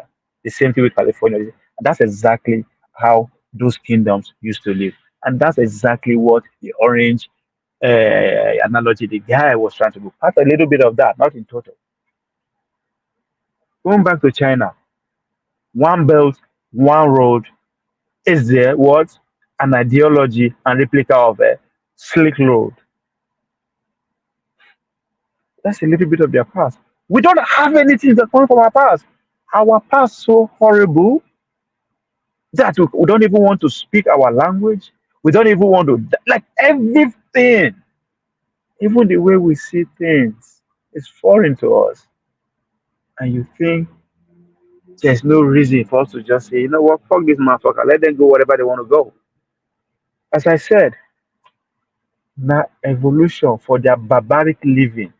Now make you there. If you take evolution, for those who they say revolution now, evolution lead to evolution. You have to evolve. You understand? We for don't evolve. Maybe we for don't do space by now. Maybe we for don't live. You never know. You don't know. You have no idea. Again, Hausa man say Babu Utabayachi. If you don't get anything, fire no fit catch empty space. Nobody give a fuck about you if you don't have anything to offer. You were given a visa to come to America, Britain, because they know they can get something out of you. You will be good enough to either able to pay tax at some point, or they will get something up. You were contributing one way, that's why they invade you. The kingdoms were flourishing. Their system of government, as I said, when they say they build the largest structure in the world, it takes engineering, it takes scientists, it takes governance, it takes work ethics. And we have no idea how that used to be. That's what going back to study. Going back means go and study what make these people unique. Why were they invaded? Why did they succeed? Remember, the first time they invaded the Benin, they did not succeed. Why? That means the governing structure, their source of formation, they have way of life that excel their capacity. That's what they come to destroy. That's what we lost. Maybe artifact we lost. The brains that bring that artifact today that we cannot replicate today is what we lost. Is what we want to investigate. We want to know why. What makes those people special? The fact that I cannot tell the story of my fifth grade father is sad enough. Why? Why? So when they say go back, go learn, just go learn your past. That's what going back means. That's not the point. It's not everybody that let's go back to Nigeria, come back to Europe forever. You see that again, critical thinking is missing. You may see the whole point. Me using an analogy of traveling back home. You left that place because you said that the entire you see it's not the best for you, right? You come to get a greener pasture. But from time to time, you go back to do what? Not to go back and stay, to go back and see what you left behind. Has it changed? If it has changed, why has it changed? If it has not changed, what does it make? Like, when you begin to analyze, so you come back and you will never remain the same again the way you see things. It's a lesson. It's not the physical going back. Now, you there say it's not everybody. Who give a fuck about everybody? Who is everybody?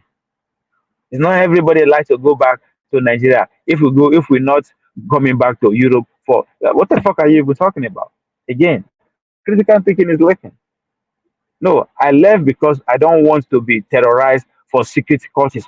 The same thing, the word darkness. What the fuck does that even mean when I say it's because you feel that that place is the darkness? That's what you perceive. That's you. Not everybody that sees that. But guess what? Once in a while, the fact that you come here to listen to me is you going back to Nigeria because all I talk about is Nigeria. So you are revisiting the cultism, the fear of cultism and terrorists that you left. You want to know if there's an improvement or not. So you can enrich, so you can celebrate your decision, either you made the right decision or not. That is going back. God damn, why would not you think again? You left Nigeria because it's terrorism, but you come to all my politics who talks about Nigeria every day. I am a Nigerian. Anytime you come to listen to me, you are listening to the Nigeria that you are running away from.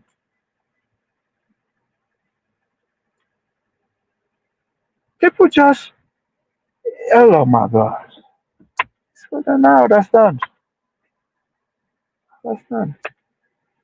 So the more you listen to people, the more we have every reason to go back. You listen to people like Middle Peace, people like Nigeria, you like, fuck it, we need to go back. We really need to go back. This time around, we need to go stay there. As long as we could stay there. I swear to God, I think that's it. I think I'll conclude like that. That will be my conclusion. Anytime we listen to people like this or people like Nigeria, there's a reason for all of us to go back and sit there, sit in the past. Sit in the past. God damn. What the fuck is wrong with us? Poverty.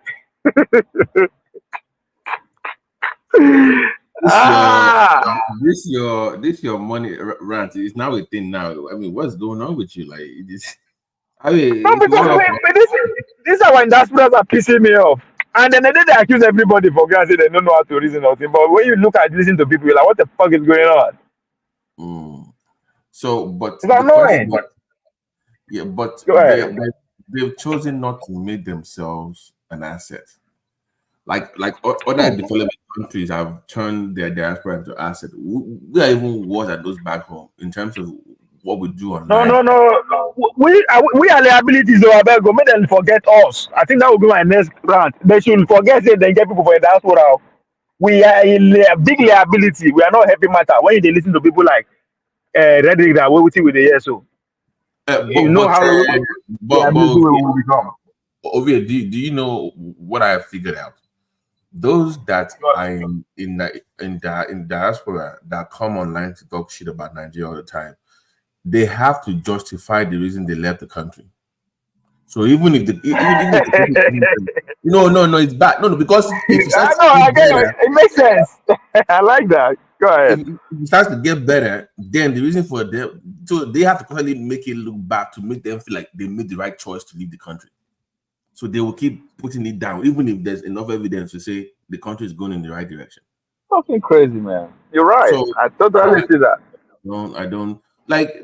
I mean, I'm not like I'm doing myself, but I've had to like think about it, and I've said we lack this collective intelligence. We don't work together as people. You would think those were resources in the same society. We come together and say, you know what, we have the numbers, we have the money, we have the resources, we have everything. Let's put our money where our mouth is, Abby. We've been talking all this shit for so long. Let's do something like other countries, India, China, Bangladesh. They all come together in the diaspora and they do something back home. They influence the politics, they influence the economy, they influence so many things.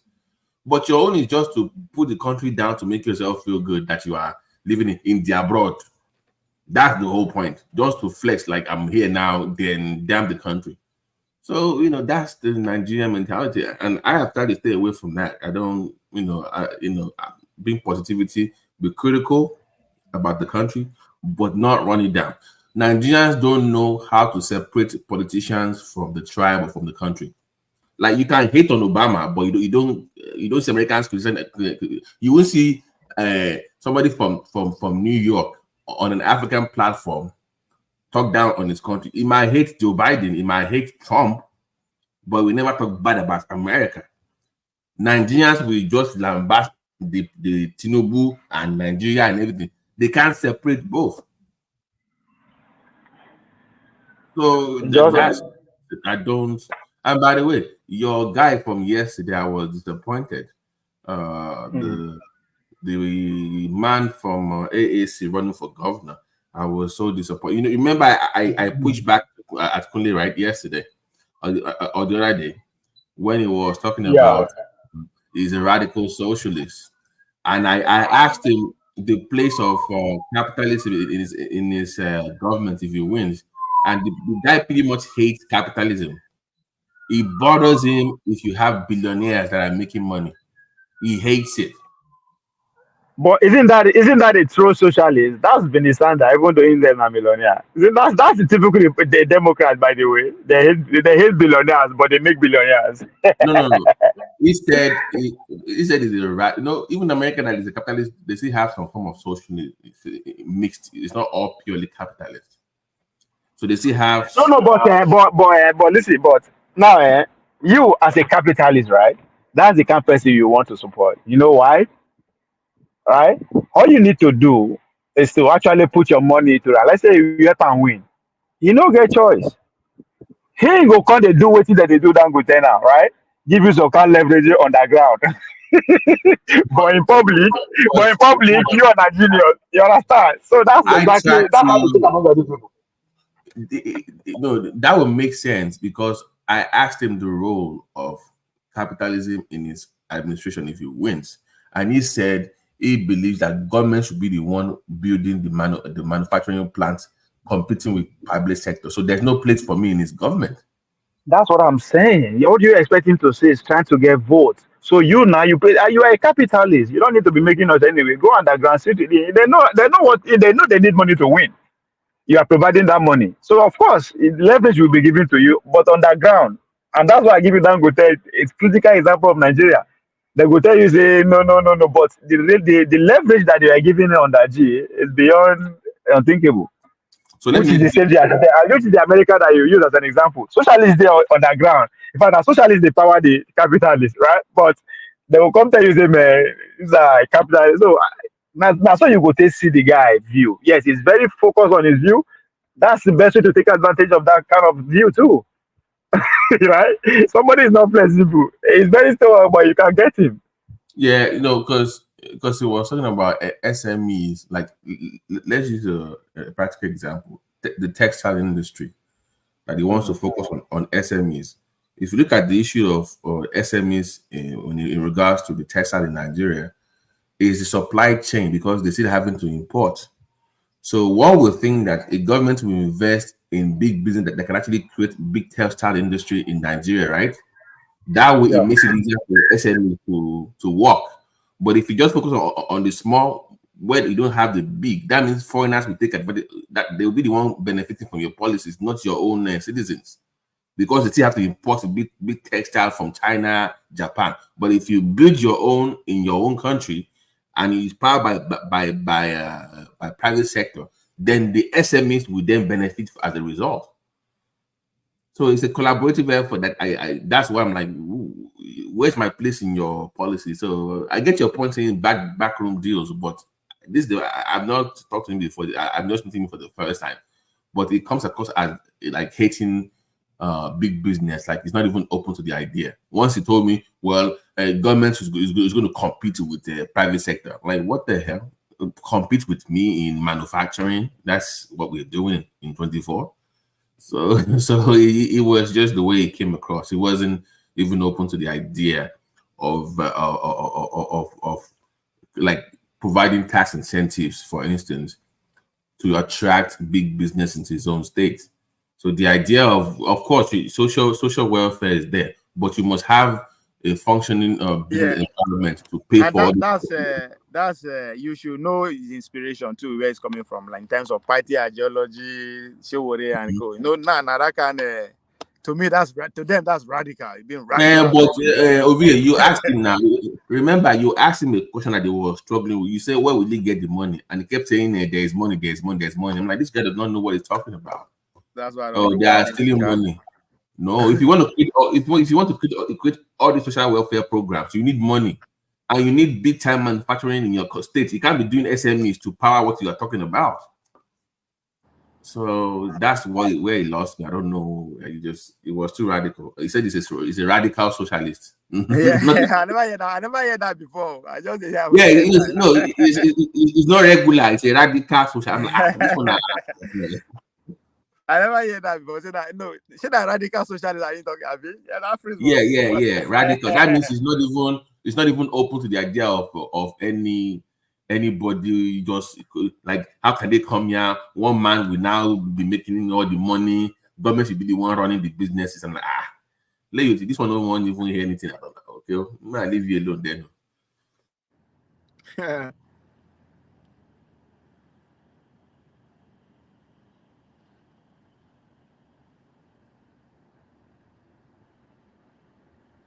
By the way, did you cover the story for the?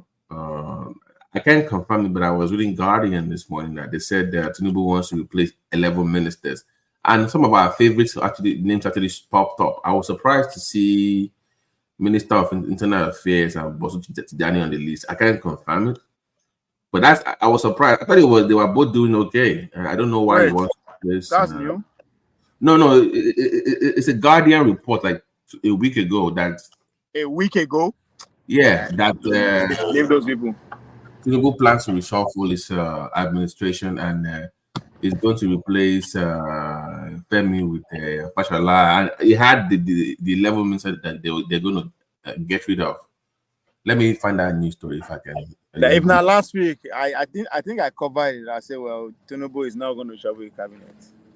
I don't see any reason why he should. You know, that's a winning team. He won with that team when he's not in power. Why he won? No, so you need those people by you. You can only add more, and he's adding more. They give appointment every day. I don't see him reshuffle that cabinet. It's a winning team. Winning team. I mean, so far, the guy go London, go stay for 2 weeks for God's sake. That means it's cool. He's not scared of anything. So, no, because they were saying that him leaving the country was. He does not want anybody to lobby him when he makes that move, when he reshuffles. So he left the country because he doesn't want them to lobby him, and so that's the reason he stayed away from the country. So Bajana Miller delivered his speech for him 2 days ago, and there was a rumor that he's going too. So yeah, I can't confirm. And again, it's too early, sir. You think I'm not? It's just 1 year. It's 1 year. It's not too early. It's not too early now. You know, Nigeria. You only govern for 2 years now. Then that next one is for politics now. It doesn't once it does begin race for once it's next year now to the run for. Now those people win. Now those people help and win. Now they forget you are speaking from the people's perspective, which is okay. But you speak from the man himself. It's too early now. 1 year, those guys never make enough. And again. You have to look at the people that constitute the cabinet, right? There are three characters there, right? Those who actually put their head online, work, believe in him, they want, put their money, put everything. Those are the people, one set of people who are represented, either directly or indirectly. Another group of people is the nepotism aspect of it, friends and family, that you cannot take away from anyone. So that's another set of people. I want to replace them. Why you want to replace those people? 3 are the last group of people, which are the small parts, the technocrats. There are very few. So when you look at it from that angle, it's too early for saying he won't change anybody. It's make it be 2 years first. I don't see him. My argument was that I don't see him even making any shot. Making He any can only move. add more. Even Edu, our minister from Delta. That was the only victim. How far with that now? We never see fine girl come back now. Nah, she ain't coming back. Blase, I Godfather level no strong. But that girl no get brain. No, it's too early. At least before you start to see, you go give them a 3 or 4 months now. First week already. My guy, it's not you know no when you do a lie, you're being disingenuous here. Okay, wait till be too early. Now, don't forget. I'm saying that if they appoint you for something, you first look at the environment where you want to do things. You are speaking as if she carried the whole money put for her car. There are people who are above her that take part of the money, and people below her take part of the money. Why her? So just clear out. Her leg no strong. It has nothing to do with the money. They don't just want that there. No, but that's my point now. If your leg no strong for area, you first know what your strengths is and your weaknesses are before you. She no go know say her leg no strong now until it happen. Yeah, she don't find. She know now. She don't know now. She don't know now. Yeah, of course. Now, see, again, she's coming from rivers and across rivers. You understand? The guy will be Oga there. No, it's not into Tinubu guy. That is the small emperor. What do they call him? The former governor. Remember, the Tinubu camp. The grammar guy, the blue grammar all the time. He never Tinubu camp. He did with Buhari. Better Edu was lucky because she actually work, right? What I mean, she campaign and all that kind of stuff. She hold a position, so you no go feel ignore her like that immediately. You bring her in, then you take care of her. That's what happened. Because why I said that, if you look, those way no work for the government, they don't follow them at all. Like the Amechi, them those way work against the way we never see them work against Tinubu, but they lost out. Their candidate lost out of the primaries and they just stay out of the whole game. Those people were also ignored. So Betty worked on her own. So now that singular act bring her in. But again, I agree with you that she should have known. She's young. I don't think. My point is that those ministries, they get the way where they share the money with us. So they get their own formula where they showed up. So when you come, you need to first know, okay, how they operate for this side. What think they saw? Once you know, you will know how to then just jump in and don't. I mean, that's why I say you no go blame her now. I should talk am now rookie, right? Everything just happen. You think her now? How come she just everything just happen to her fast commissioner, the bomb minister. That speed is unusual, right? You know, say okay, unless your godfather now Juju ain't get strong, that kind of speed is questionable. Now look at it.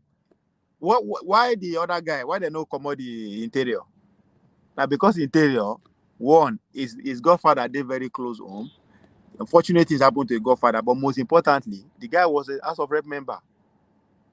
The guy did House of Rep before, so a little, one or two things. You understand? And he's coming from pretty much the family of the empire as of today. So, but again, I agree with you. She should have done her own work. But again, maybe she could get carried away. I mean, she's young, but you just think her now. She's in her 30s. Rubbish. And again, I don't think I am actually questioning her connection from Nigeria. I question her connection from abroad. Because that ministry is a special ministry. And if you look when her first appearance at the UN, she actually had a private section with what I would classify her godfather, her foreign connection. That's what I'm saying. Obi, that ministry, the funding that you'll be getting from abroad is even more than the one you're getting from Nigeria. If you play your cards right, it's humanitarian. So you're going to have access to foreign funds from different organizations, NGOs, and all that stuff. So you get my point. The funds she will have been receiving from abroad, from different NGOs, organizations, will even be more than what she's getting in Nigeria from the government. So she was supposed to study that first before doing what she did. But to be jumping up, remember, it got to a point every week she was going to different states she was on TV like every 3-4 days. I'm like, Yeah, slow down now. You are offering too feathers too much. You just slow down. She was just she was too excited, you know. I mean, and she don't know say now women want her out. Now they plenty pass. Now the women for that office. Okay, who is the one that is supposed to fellow women for that office? Women we want her out. Yeah. Not them now. Wow. They form. I don't did this ministry for over 30 years. I feel born you for my. You know, Nigerian. They say you don't even look at them. But I was not happy though. I was not happy there for leave her, man. At least, come on, man. You just say that you hate young people. You hate young women. That's what it shows. When I mean them. I'm talking about the Nigerian system, the structure. Hate young people, hate young women. That's what do you think happened to this woman that they made minister of finance from my state? My brother be that guy now. No, a lot of people know yesterday. Dele Ogu was her elder brother. That's Kemi Adeosun. Adeosun, yeah. That's her elder brother. Oh, really? Yeah. You know, she tripled the IGR of Ogun State within 4 years. Oh yeah, she was taken out because she belongs to the wrong. That's what I'm saying. Like some people are just technical. They want to come do their work. But if the person that brought them in does not put them in the right situation, they will crash and burn. The system will take them out. So this governor bring her come. The governor is someone down. Amosu. And you know now, Bola Tinubu had to take care of Amosu, politically speaking, because he knows the guy will give him trouble for his ambition. So, what do they call her? The guy's name again? The minister of. No, the governor's name. Amosu. Yeah, the Amosu, the Rochas Okorochas, you know. Where they show more like they were for victim of that. No, they were like the ANPP Buhari boys now from the CPC. They take them out. That's what make a come out of that. Not necessarily what they say certificate or whatever. So they have to. So again, victim of that's not you mean because of NYSC whatever. So they now replace her with that rubber stamp. Just stealing money. Well, Aroba stamp effectiveness give a UN job.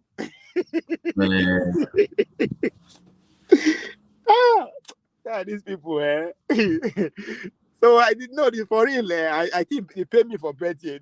So I don't know why. I felt bad. But I actually like it. I like her. She's a medical doctor. She's a very smart woman. But the issue I had was not even the local funds, is the opportunity she missed at the global stage with that ministry. Because the access to funding for that ministry, it should have been abroad, all those NGOs, you should have been working with them. That's what this ministry is for now. That was what they open up for. So if you want to see money, now that abroad money you go face. Now where the money dey, the one with the thing, that one you are too early. You got to calm down, you know. But she had the opportunity, you know, she's a medical doctor doing ministerial military services. It kind of worked for her. So healthcare, vaccinations, rural clinics. She will work. They will. If they know that you're a medical doctor, you are helping the poor in Africa as a minister. No, she has everything. She has everything. Money. She just F up, man. She messed up. No, the thing paid me. I was like, no, shouldn't do this ladies like that, man. Come on. But the old man take care of business. Nigerian, all these old guys, they're what they miss. But this Bosu guy, the communication minister, what do you think about him? Man, what do I think about him? The grammar, at this point, I say, guy, this grammar, let's see something. This grammar way they talk, I don't know. I think if I say the guy say what he happened to Betty, he fear him, so you have to tread carefully. You understand? The man reduces public exposure. Yeah, which is crazy. It's supposed to be the shining star of this administration, you know. Just like a Pantani, that's what Pantani hold now, same position now, and Pantani was pretty much known. He was becoming a star of Buhari administration. I don't know the guy before, Seb, so now this appointment make me know. No, I've known, you know, it was like an obedient guy, but I knew him because the guy raised over $280 million by himself for tech hubs in Nigeria, in Lagos. By himself. So he's been doing treatment with Yaba Techs, with all these guys training for computer. So that's how he got the job. But I'm like, wait a minute. If you could raise that kind of money by yourself, now you now have a federal ministry. Right. You have power. Combined with what you already know, you should be the star of this government. Right. Right? You should be the star. I mean, you have access now. Because the government should do this, government should do that. Okay, now you are the man now with the power. And here, do something now. So 1 year they give speech, they give speech up and down. The guy forget speech. Yeah, the guy now. I don't know. I imagine I fear the fear. They don't. But the only guy that I actually like is that actually I think is very effective is surprisingly is one I kind of the Ojo guy, the interior minister is okay, but Festus Kiyamo has surprised me. This guy, maybe because he's a lawyer, because that ministry, the issue they had was they've been bogged down with so many rules and so many regulations. So I think him being a SAN really helped Nigeria. It really helps Nigeria a lot in terms of signing agreements and stuff like that. So with the kind of deals that he's making with different countries, I've been really impressed with Festus, to be honest with you. I'm surprised that he is this good. I mean, so far, he's been good. Well, it's not the guy. You understand? He has an ambition, whatever that is, either to become. He went for governor. He went for governor. Yeah. So it's where's it from? Where's it from? Now that boy now. Now that man Now then. You want for hours now. So now audition he's doing audition for. Yeah. Well, I don't know. I mean, he understands that he's young, so he has a long way to go to be in the system. That is his ambition. He wants to be in the system for as long as he could. Maybe to become Attorney General someday, you know.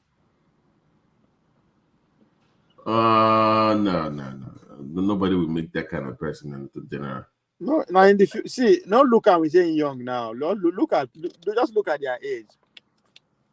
The guy is young. Give him 20. I'm talking about 20 years from now. Things go don't change. Things go don't change. Now them go did it up. You never can tell. And this Fubara is now. Do you know? You know, Rivers State sometimes those governors they become the very thing that they preach against now. So it's the new wiki now. That's what money does. They get money now. It's become because now it now has AA whatever party now control. So it's become wicked now. The very thing that it was campaigning against is now wicked. It's the wicked 2.2. So you know they are just fighting to say okay, now may deliver rivers to Tinubu. That's what they are fighting for. Who is going to deliver it? so you think it's going to work with Tinubu in 2027? He no one be governor again. Haba. He want to be governor again now. I ain't gonna take it time. That may say Wiki no get value again now. Wiki no say he no go fit deliver FCT. Rivers don't be Wiki now. You don't know Rivers. We will be Wiki. Will be Wiki now. Because Wiki needs Rivers to hold his job, because I would not be surprised if this LG local government thing holds in court. I would not be surprised if they remove Wiki from that ministry, because there's no. They won't do him like that. They won't do him like that. But again, money is in hand too. Money, he has enough money to make the next administration. That's another route. But he has to win Rivers. He has to. See, Rivers go. Tinubu go get Rivers. That's the most important thing, right? Doesn't matter who delivers it. Him, if he doesn't deliver it, he has money to augment. It will not be able no money, no be problem, but he have the money to give to the right people around the government. No, because no be Tinubu now go run the next election. You understand? Now those hungry lions, now they go run the next election. So that's where he go be relevant. He get money to push around, so he can make the next team. But after the next team, that's the problem is. That's Amechi now. You look at Amechi too. Amechi was able to make the second team if we had the power, but yeah, but what I'm saying is that in 27, if Tinubu wins Rivers because of Fubara and his connections, then there's no way Wiki returns as the minister on that second term. No, that's what I'm saying now. He has money. He has money. Money will play a role. It doesn't have to be votes. If you know if you deliver votes, but you get money to give. You understand? There are two routes to get there. Money and votes. You understand? So he's just putting all this fire. I mean, it's working for him. It's still relevant. Everybody's still talking about him. That's something you have to give to him. You understand? So, but now after this, now you come say, okay, does he still have enough money to keep going? Just like Amechi now. Amechi money don't finish. He no come support the government. So that's how you should look at Wiki. You understand? Because now there's money in Rivers. Anybody that government has enough money to play around, to say I want to become president, you know what? All of them. But why I said Tinubu no get problem, because Tinubu decided to go back to the root, to the beginning, class of 99. The man is still very much in charge of Rivers, still very much strong. You understand? Rivers' power is distributed among the old delays. There are some few old generals. There are some few old politicians. The oil barons. You understand? The militant guys. And so they share the power. You, where they come for governor, you are just trying to buy into that rig. Don't be say you special. All of will be wicked before you come to power. Will be Amechi. All of them are nothing. So now people bring them in. You can. So once you finish, go. Go. Anywhere you go, that's not your problem. But who comes in? No. Get out. It doesn't matter if you have that person come in. That person help you come in. So that's how River is. River just the only way Rivers go take develop is to adopt the Lagos system, right? Lagos, Bola Tinubu, either him, you give him credit, or the people that he work with, they did a good job to carry every power block in Lagos State along their agenda. That continuity is what others that don't have. Because if you notice, the everybody that has tried to beat Tinubu in their states have failed because they are missing one point. Tinubu is not the sole controller of Lagos. It's like the chairman of the board of criminals. That's why he works. So he is the head of the snake, but it's not the whole body. So you know why Lagos is successful? It go back to what we are talking about when they say go back, right? Lagos has history. You understand? They have history of governance, try and fail. So they are. It's not from that experience. Bola Tinubu tap in brain and say, okay, would a state this wealthy? And then look around. If you look at New York, California Republican. It doesn't matter who you are. You can't just go in. So now like they understand their wealth. They understand what they are sitting on. They understand that. So they need that kind of structure to govern that kind of wealth, vast population, and people who are so enlightened, right? That's the model, the Chinese model too. The central governance. When you have so much people, you have so much you are envious of outsiders. You don't have time to the do shenanigan. If not, all of them they wipe on out. So Bola Tinubu understand the Lagos power block understand. So they built that system around it to be one structure. Now, waiting that I won't do be that. I don't know how far that is going. I think there's a break somewhere with the Buharis. So, but even your own state, Oshomole was trying to do that. My own state are struggling because they don't get money. When I mean money, compared to Lagos and Rivers, Rivers need experience, need more. It need that central governance to put their resources to build infrastructures like Lagos. Edo State, the resources still they come from largely from the federal government, right? They've not able to tap into other potential to be that wealthy. So as that money they come, so the person where they in charge, they always they greedy to some extent that he never understands. That's what I think Oshomole wants to do, right?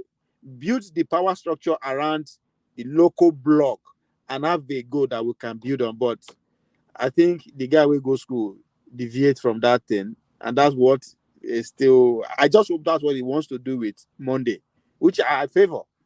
Right? We need. So how do you know? All these 4 years go, 4 years come with that central, and that's one thing people don't understand about America, right? When they say deep state, that is a central administration. It doesn't matter Republican, whatever. There is an agenda. There is something that is solid that everything has to bounce off of, right? Which is what Tinubu achieved in Lagos. Everybody that comes into office as a president in America they are given a mandate now. This is what we expect you to do. So it's not like they're doing anything new. They already know what they are there for. Nigeria, nobody has. They just get there. You see a program and just cancel it and just say, look at what happened in Ogun now. Someone just came there, canceled a deal with Chinese. Now we are owing $80 million. You didn't even. You know why? You know why? Again, that is important to what me and you they talk. So if you are a governor of Ogun State now, you don't start finish. I mean they come. You know what I go look? I say, if I continue this level, they go so okay. I no go feel make money like this guy, and I need more money. You understand? Because things don't change. So I need to change this policy. I know say okay, this policy with other this policy make 10 billion.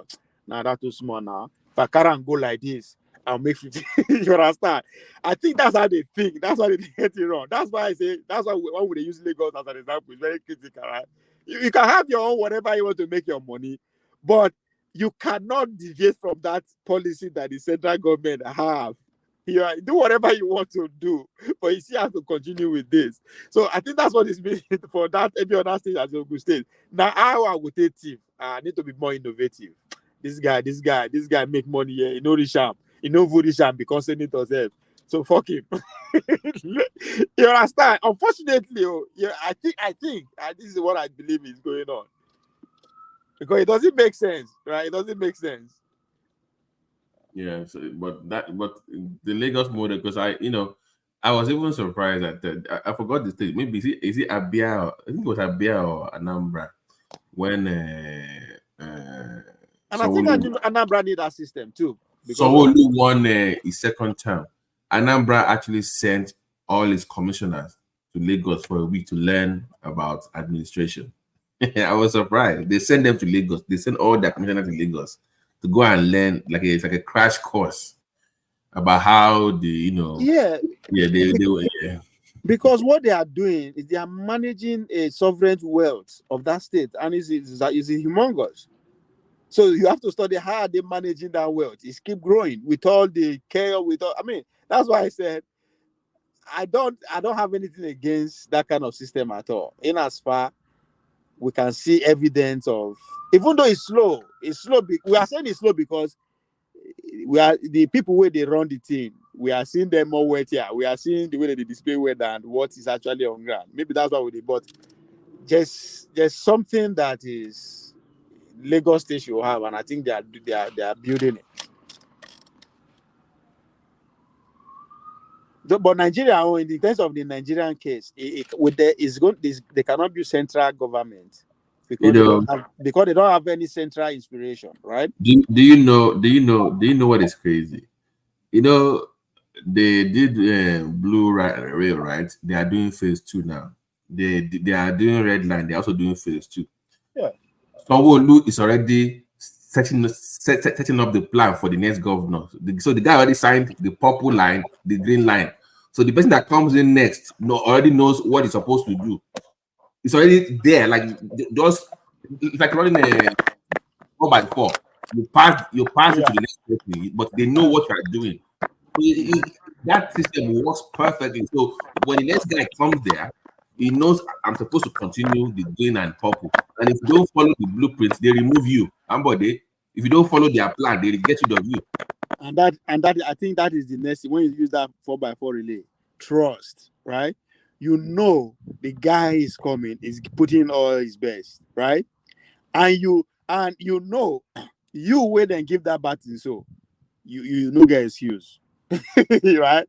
Do whatever you want to do, but just make sure you deliver the basic, right? Yeah. So I think that trust and understanding that goes between the outgoing and the incoming, and that is invested in one. Is invested in that central government, that shadow government, whoever you want to call him. I think he's interested. They know that's very strong. If you do anyhow, you say anyhow. And their governors are also answerable to these power blocks. That's it. They're answerable because if you notice, it's like the next person who always tries to want to outdo the previous governor. He wants to surpass that person when he comes in. Like when you come in, I'm going to double it up, and it's like that's what they keep growing. So if you look at their from Tinubu to Fashola to Ambode to Sanwo-Olu, there's no drop off anywhere. I mean, you can have some issues among them, but they just maintain the same thing and they improve on it. That's a system, man. Yeah, in a system again, exactly. That's what system is. You build a system and it just runs by itself. It's a system. You now see revival. You know, I have family in Lagos, right? You said? You know, I have family in Lagos, right? You answer what? I have family members that live in Lagos. They're like Jebu Lagos, right? Oh. Do you know the reason why they?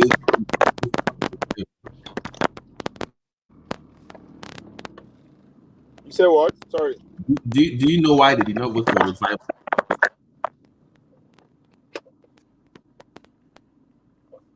I they come on, I try adjust my.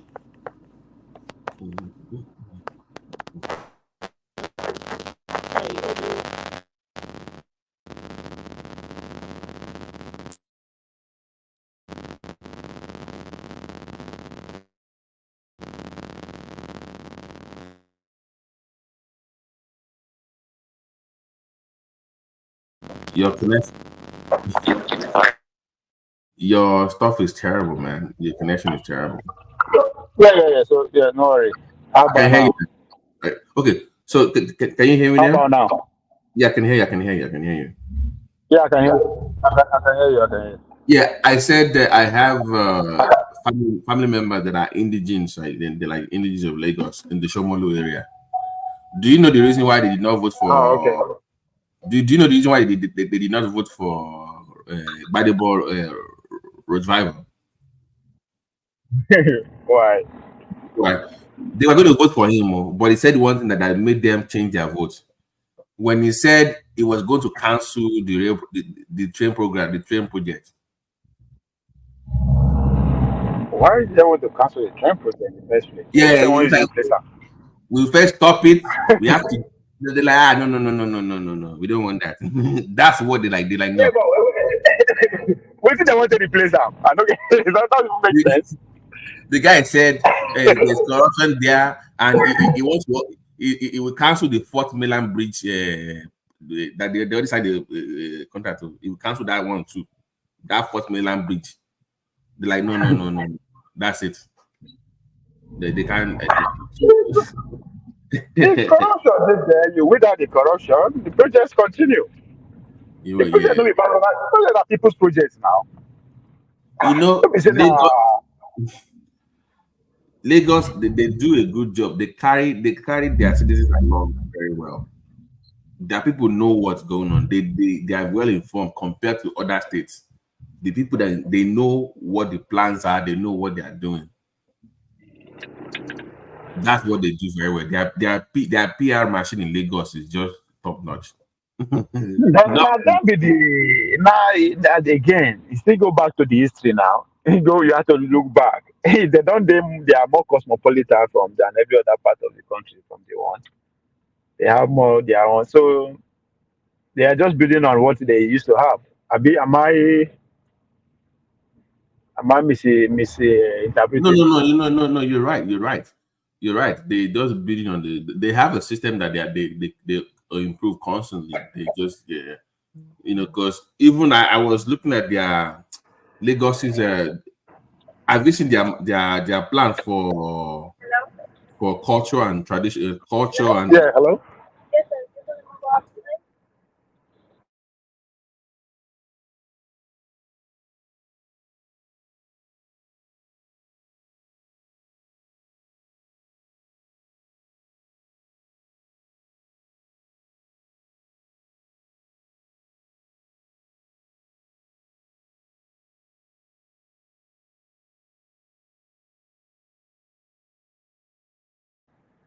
Awati, I dey hear you.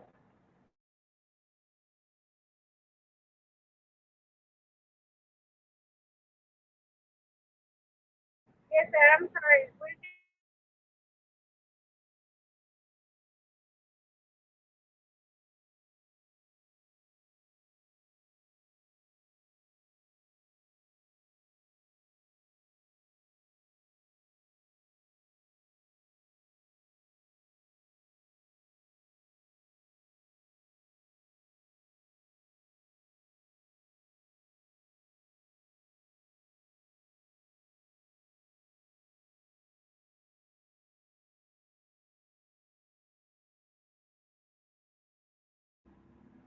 Awati, no vex. Abi na your network. I don't got dey worry me.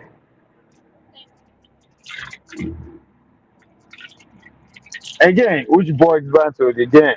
What I was talking about. Look back. Looking back doesn't mean go and sit down in the back. There's some things you take from the back. America build their system. One of the arguments that Nigeria is making that America no follow British monarchy. Of course, when they abandoned the British monarchy, what did they do? They went back to their miserable life before they came to America, before the journey of French of America, and pick one or two from what they used to be the direct history, all this direct rule, this all that you are seeing today, the democracy you are experiencing, everything. Do you think they just shit them off their head? They went back to what used to be obtainable. I mean, if you forget, the America no be tribe. The America, a group of European adventurers from all over Europe come together. So at times when you are making some kind, you are saying some people are lying because of the narrow view that you have about the subject matter. It's just hard. Thank you. Thank you, man. How dare you not look back? You have to look back and take something from back, either good or bad. There's always something in your past that you want to learn from. If your grandfather come, no be your grandfather, your fourth great grandfather come out today, will you understand you? Will you understand him? Hmm? Is that progress?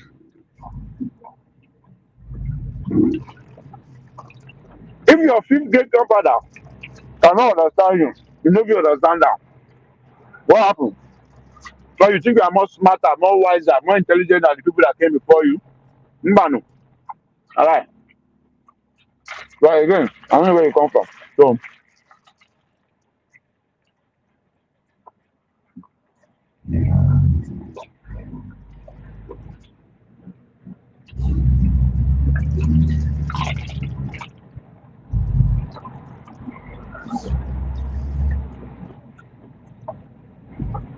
because we don't too take for internet, don't reach 2, 3 years now, they make noise. We think they you can just come and repeat our rubbish where nobody challenge a year ago, 2 years ago, or for another platform. You think you can just come and split it and everybody will applaud you. I lie. I lie. Some of us is smoking book.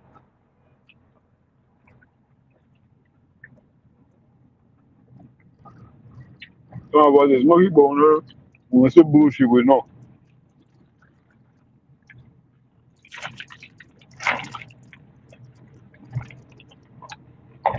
Once you take a puff, when you hit that joint, exactly you smell the bullshit. You go smell the bullshit.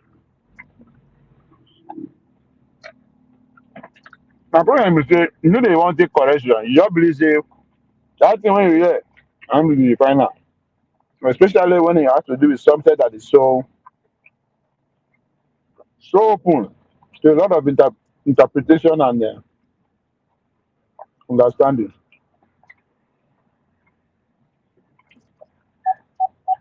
like history.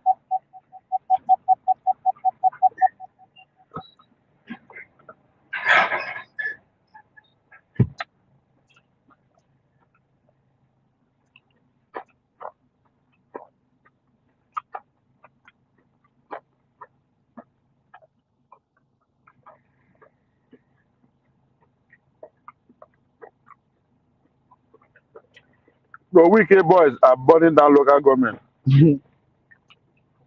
I'm bad with that. Those chairman where they come so they go hammer.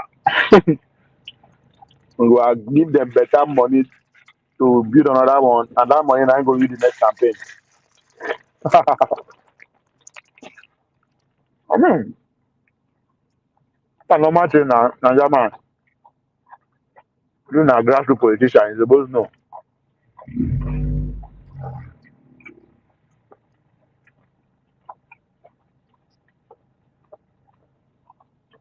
How you go to raise money for next campaign?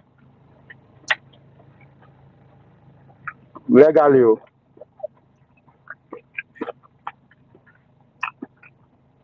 That's how you raise money. They don't burn the secretariat.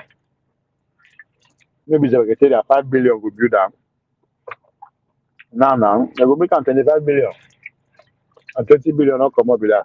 Who campaign? Another pocket. Boom. And you know, go surprise you. The contractor where they go use, where they go give. Now we take contractor.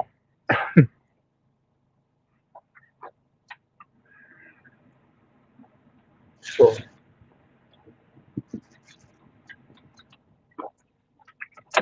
we sabi the game.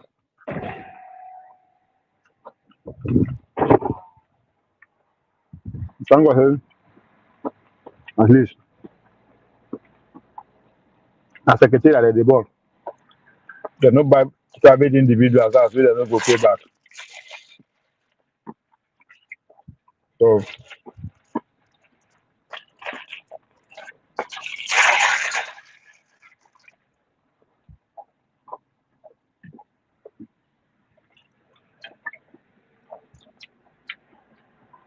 probably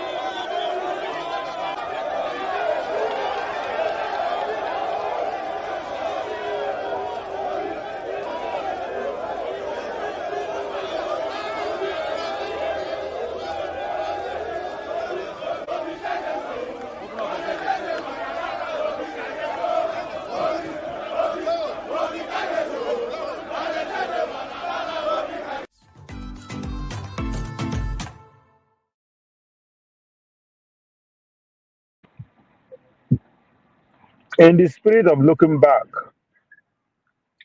the Biafrans, for instance, if you don't understand what looking back means, if you don't understand what looking back means or going back means, so what it be middle piece? I mean, what's that your name? Yeah, middle piece. Listen, you will be Biafran. When they say look back, if you don't understand or what I mean by going back, then use Biafra as an example. Whether we like it or not, whether we like it or not, the Biafran struggle is back on the mainstream. It's never been on the mainstream like this since after the Civil War. Now, however you want to see that, has everything to do with looking back. Somebody came along and looked back. That person is in Kanu and decide to go back. What are the issue? What was this? What did these people do wrong? What are we going for? And guess what? He learned something from the past, which is confrontation. Yes, might be at the center says as Pansa the advocate, but there's a need for me to concentrate my people. Let me take advantage of what it is, what is obtainable today, but still use the same yesterday rhetoric. It works. Let me take all of us back to yesterday. We, the Biafrans, let us take back to yesterday how we used to live. Even Rudolph was trying to make you understand that they are Republicans. No, he was trying to point something out for Pansat. When he made mention of the Biafra being Republican, being Democrat, that means they used to have way of life. However you want to see it, successful or not, there is a way of life they used to have. There's a kind of things they used the way they used to do things. They are saying we need that back. Now you can say however you want to classify that, either primitively, whatever, that's your problem. But just listen in looking back. Just advantage in going back again so that you can see further. The Nnamdi Kanus, the Biafran are looking way back. They are looking back beyond 1960s. They are looking beyond 1914. They are looking back to 18th century, 17th century, 16th century, before they come in contact of strangers in their space. And guess what? With today's technology and today's evolution, they are safe way far, far into tomorrow, which again goes into the adage that guy gave. The distance you look back, the further you look. So the Biafran has see, if we can compete today contemporary knowledge and wisdom with what we used to have, we are unstoppable. We will be unstoppable in the future. That's exactly what the Biafran agitation is about. Again, is predicated on what? Looking back, going back. But how days go beyond our head? It's still what I cannot comprehend. It's still what I don't understand.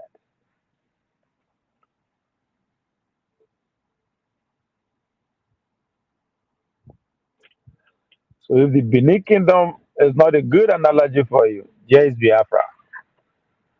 The Biafrans they look beyond, further than you can see, further than Nigerian can see. They look beyond even what the white man saw before coming to their private space. And they imagine it with today evolution. They were like, motherfucker, we're gonna be unstoppable tomorrow. That's exactly what is about. And that's how people should see life. That's how individual people who are rational, people who are free mentally, that's how they approach things. It's not about today.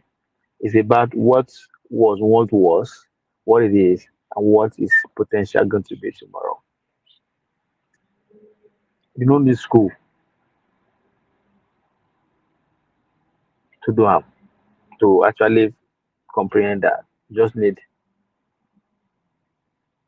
to think, sit down with yourself, and just and that make easy when you just get lost in books. Nothing that is happening that is not happened before, that is not written down. Again, if you don't understand what going back means, it is because most of the thing that is happening now happened before. It's a book I would recommend.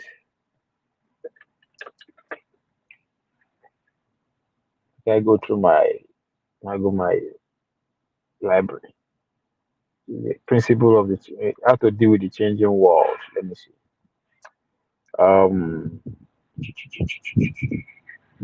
uh, what's his name again? What's the author name?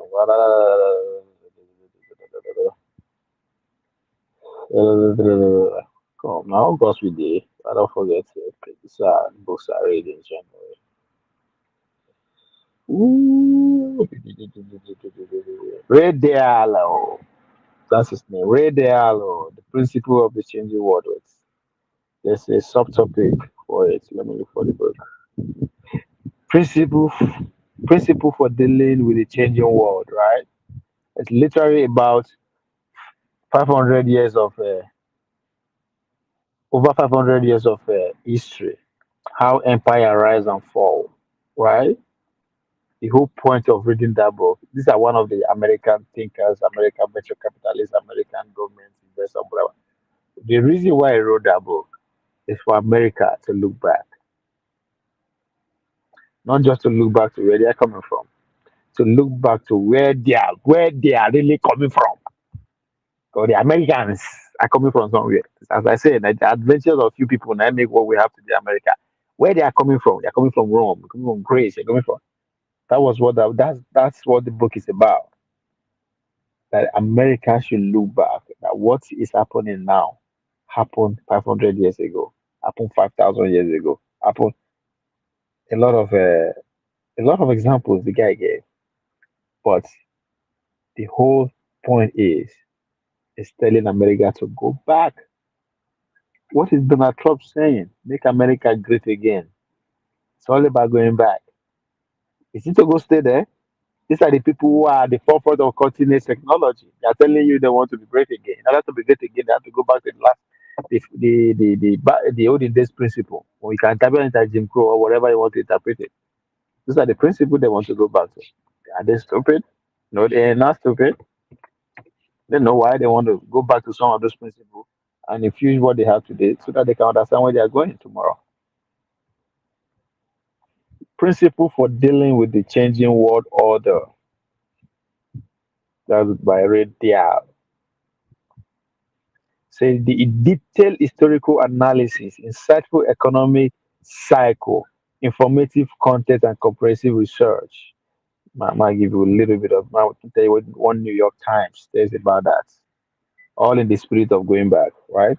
A provocative read. There are few tones that coherently map such broad economic history as well as Mr. Diallo. Perhaps more Unusually, Mr. Diallo has managed to identify metrics from that history that can be appealed to understand today. Andrew Rose sketched that New York Times, the telling the America how to go back. Go stay there. No, it's a barbaric errors. But there's a lesson to learn from there according to the principle of dealing with the changing world. The world is changing. It is a need for us to all. Everybody is looking back. But to Nigeria say we should not look back. We should keep in we should keep in the path that has been mapped out for us. Now, New York Times went ahead to she described that book. He said, from legendary investor Ray Dalio, author of numerous of number one New York Times bestseller, Principles, who has spent half a century studying global economics and markets, principle for dealing with the changing world order, examine history, most turbulent economic and political periods to reveal why the times ahead will likely be radically different from those we have experienced in our lifetime, and to offer practical advice on how to navigate them well. Principle of what? Going back. It's telling them the America already tell you not to go back. All this shenanigans. We've been here before, but what is ahead is something that we've never experienced before. Again, the further the back the I change phrase out. The further back you look, the further forward you will see. See fall again that this is where they are low. Go and pick up that book, the principle of the changing world order. Now, a few years ago, Red Diallo noticed the confluence of political and economic conditions he hadn't encountered that before. They include huge debt and zero or net zero interest rate that led to the massive printing of money in the world three major reserve currency. Big political and social conflicts within centuries, especially the USA, due to the largest wealth, political, and value disparity in more than 100 years, the raising of a world power, China, to challenge the existing world power, USA, and the existing world order. The last three, the last time that this confluence occurred was between 1930 and 1945, which is again, if you remember yesterday, I asked, okay, now let me finish. Between 1330 and 1945, this realization sent Diallo on a search for the repeating pattern and cause affecting relationship underlying all major change in wealth and power over last 500 years. Now, in the spirit of let's go back, dates are very important, right? Now, the last time that this kind of with China they challenge US, where shit like this happened was pretty much when China, when America was ready to finally demolish the British Empire. That's exactly what that date represents. And remember when I asked Wale Ugu, my only simple question where I asked him was if at what point the CIA or the United States of America take over Nigeria from the British, right? Because if you listen to if you go read the Fatherless people, you understand that this thing started exactly the date when he put here, which he actually stated that it was between the 40s when the Second World War was pretty much unfolding and all that kind of thing. And this was one of the compromise that the British had to give up. So again, the spirit of going back, when they say go back, when they say go back, don't bring your narrow understanding things. Can't they tell people say that they lie and make you talk the correct thing? You begin start like Mumu Pro Max. Huh? There's nothing wrong with you disagreeing with person, but coming out frankly and say the person is lying, you better have something superior. But in this case, just everything that I thought you know before just went out the window. In this remarkable and timely addition to its principal series, Diallo brings listener along for a study of the major empires, including the Dutch, the British, the American, putting into perspective the big cycle that has driven the success and failure of all the world major currencies throughout history. It reveals the timeless and universal force behind this shift and uses them to look into the future, offering practical principles of positioning and unsealing for what's ahead. I mean,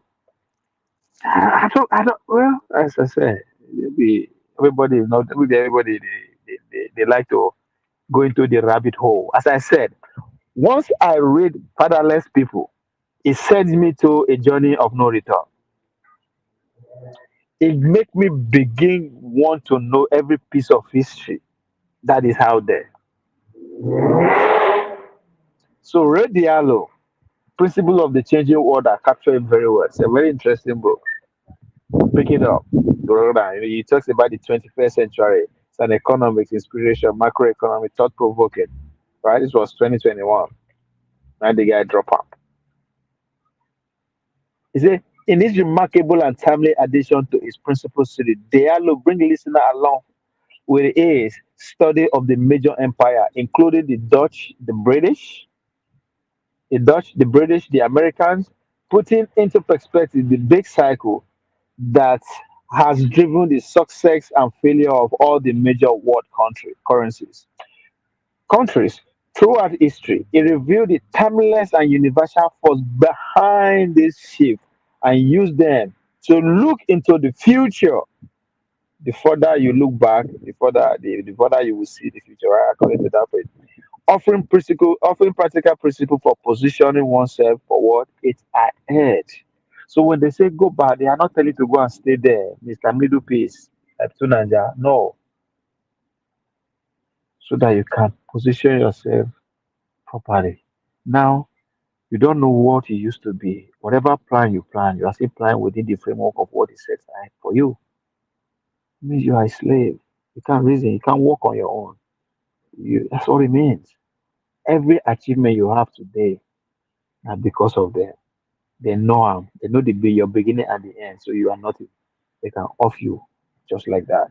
Just as times to come, Tesla will off you if you know what make you go the next. Go visit your boyfriend or your girlfriend.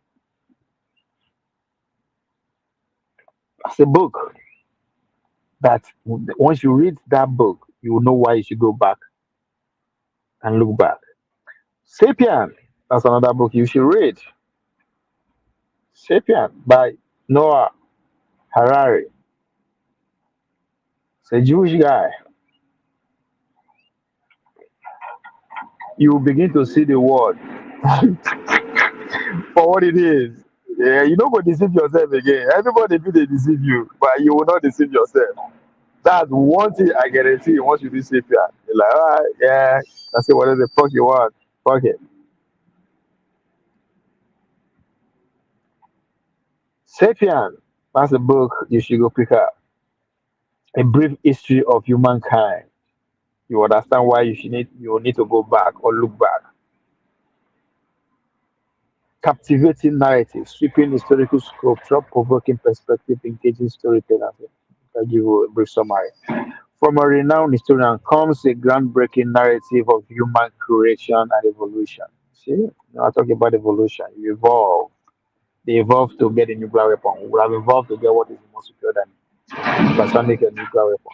In numbers of one international bestseller. Okay, let me go to let me go to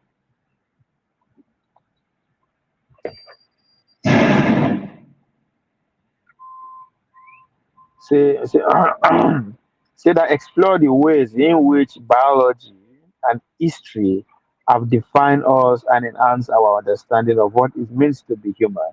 100,000 years ago, at least six different species of human inhabited Earth.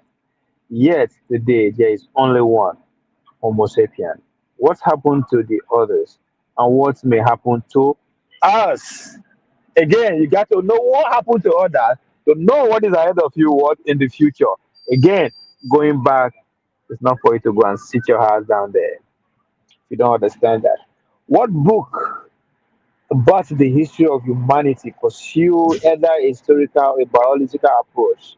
But Dr. Yuval Noah Harari breaks the mold with his highly original book that begins about 70,000 years ago with the appearance of modern cognition from examining the role evolving humans have played in the global ecosystem in charting the rise of empire.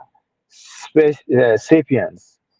Sapiens integrated histories and science to reconsider accepted narrative, connect past developments with contemporary concern, and examine specific events within the context of a larger idea.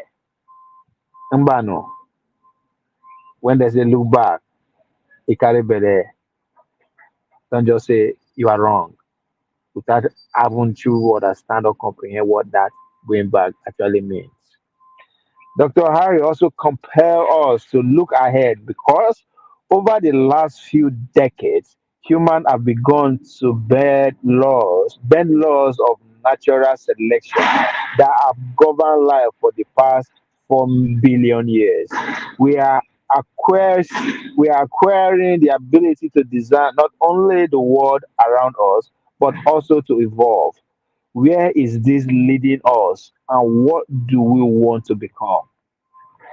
These are questions that arose going back. The provocative and insightful work is sure to spark debate and is essentially for aficionado of Gerald Diamond. That's another book I want to take you to. Gerald Diamond, James Glitch. I never read that guy. Matt Rodley. I've read that one. That's irrational mind. I talked about that. This is all the spirit of going back. Why you should read. And if you are tempted enough to read the fatherless people, this is the kind of journey that fatherless people will send you to. Journey of pretty much no return. Robert Wright and Shannon Mellon. Okay. So ancient history, civilization, evolution, funny, and imperialism. So the shit I read later. This book was written in August 2007. And when I got hold of it, Lord Jesus. Now let's go to Gerard Diamond. Gerard Diamond wrote a what? Jam, Steel, and what's that again? Jam. Let me see. Let me tell you what Gerard Diamond wrote. That's another book. If you read that, your life will never remain the same again. Your life will never remain the same. You will question everything and you will understand a lot. A lot. Guns, jam, and steel. Gun, jam, and steel. Gun, jams, and steel by J.I. Diamond. The fate of human society. Right?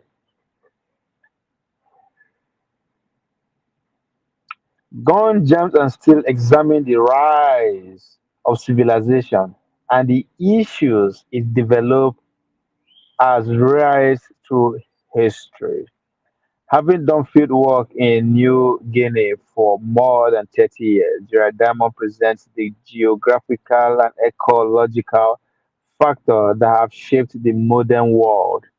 From the viewpoint of an evolutionary biologist, he highlights movements, the broadest movements, both liberal and conceptual on every continent since the Ice Age, and examines social advances such as writing, religion, government, and technology. Diamond also dissects r- racial theories of global history and the resulting work of gun, jam, and steel. in a major contribution to our understanding the evolution of human society. Mr. Tunanja, if you did here, you are fascinated about uh, guns and whatever. Go and read that book. You understand why you need to look back. You will never see your people the same again. I don't know where your people come from. When you understand gun jam and see that actually shit, right? And gather the whole world together. Simply so. By Jane Diamond. That book was written in 2021. So once you go read Fatherless People, if you send you down a rabbit hole that I don't know if you can recover from. That's what again, these are books that will make you look back, make you understand today and the possibility of what is to come tomorrow. Right? Then another book again, why you go where I go recommend for some for to read, make you understand how they take the mold people's mind. How when you dey hear some people they make some argument, you know where the argument is coming from. Right? Most of these movements. And that book is called The Parasitic Mind. The Parasitic Mind, how infectious idea are killing common sense. So that's why when you hear some people say some can't you like what the fuck? But immediately you know why. If you read this book, you know why. Okay, that person you talk like that. Parasitic Mind by Gadsad. Well, the guy is a Jewish guy, but it's pretty much a Canadian now. Um, see,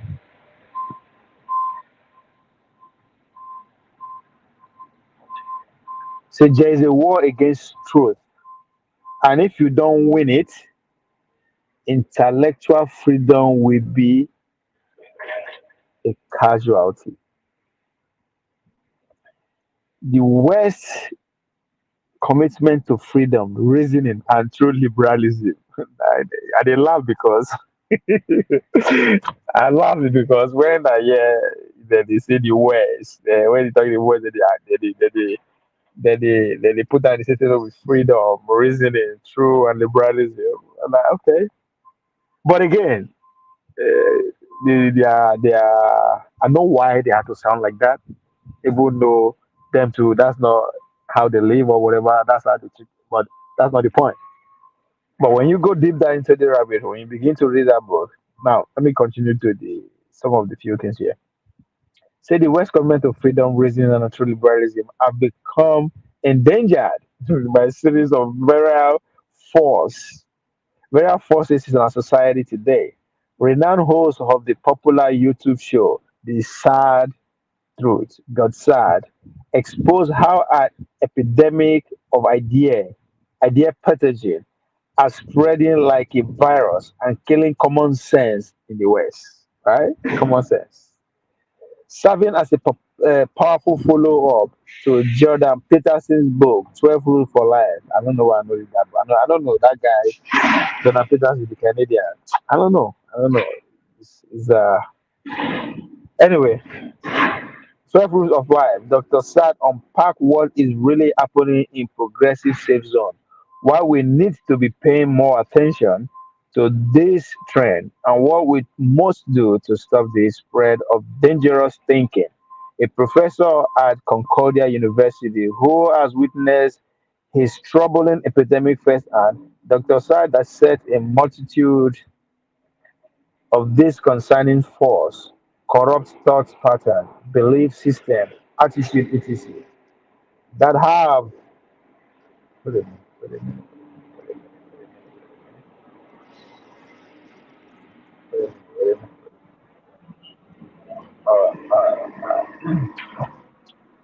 A professor at Concordia University who witnessed this troubling, he was troubling this epidemic first, and Dr. Sada said a multitude of these concerning forces, corrupt thought pattern, belief system, attitude, etc., that have given rise to a stifling political correctness in our society, and how this have created serious consequences that must be remedied, that must be remedied before it's too late.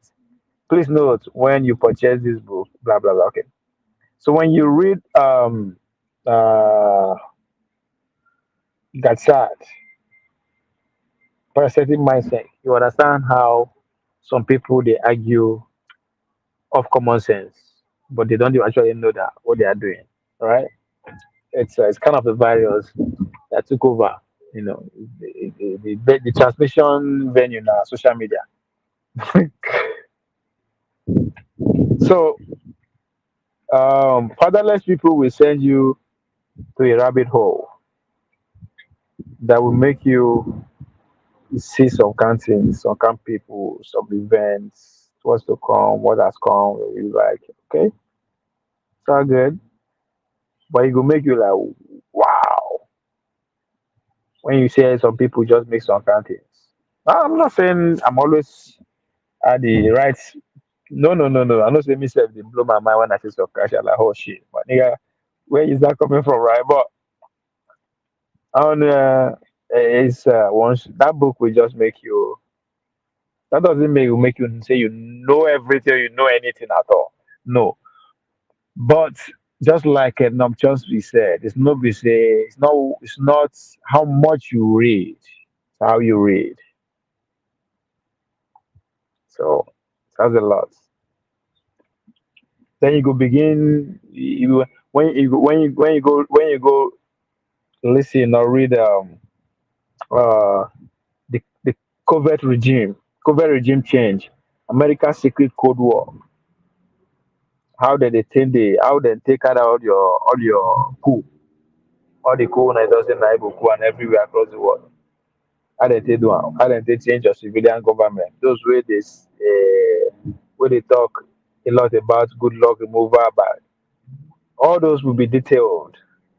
American foreign policy, Cold War, cyber warfare, espionage, all those things detailed in covert regime change, American secret Cold War, connect studies, security affairs, right? The state seldom resorts to war to overthrow their adversaries. They are more likely to attempt to covertly change the opposing regime by assassinating a foreign leader. Does that sound like people that we know of?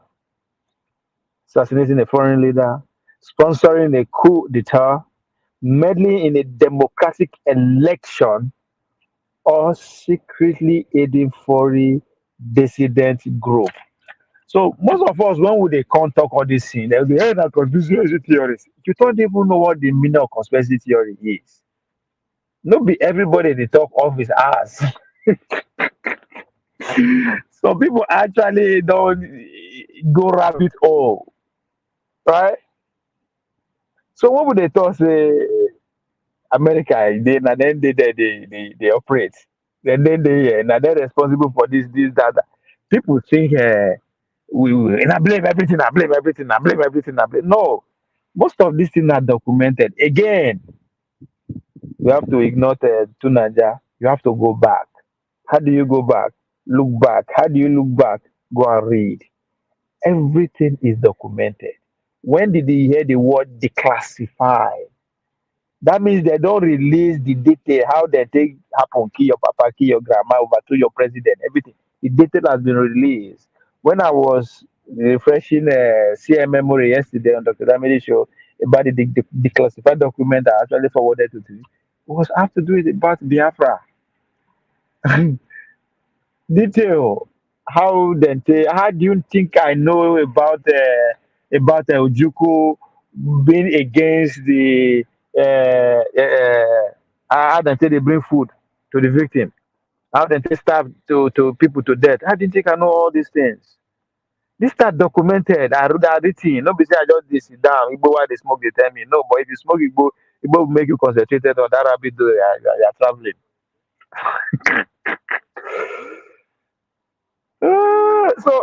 So all these things are documented. Just go when the man is telling you to go back.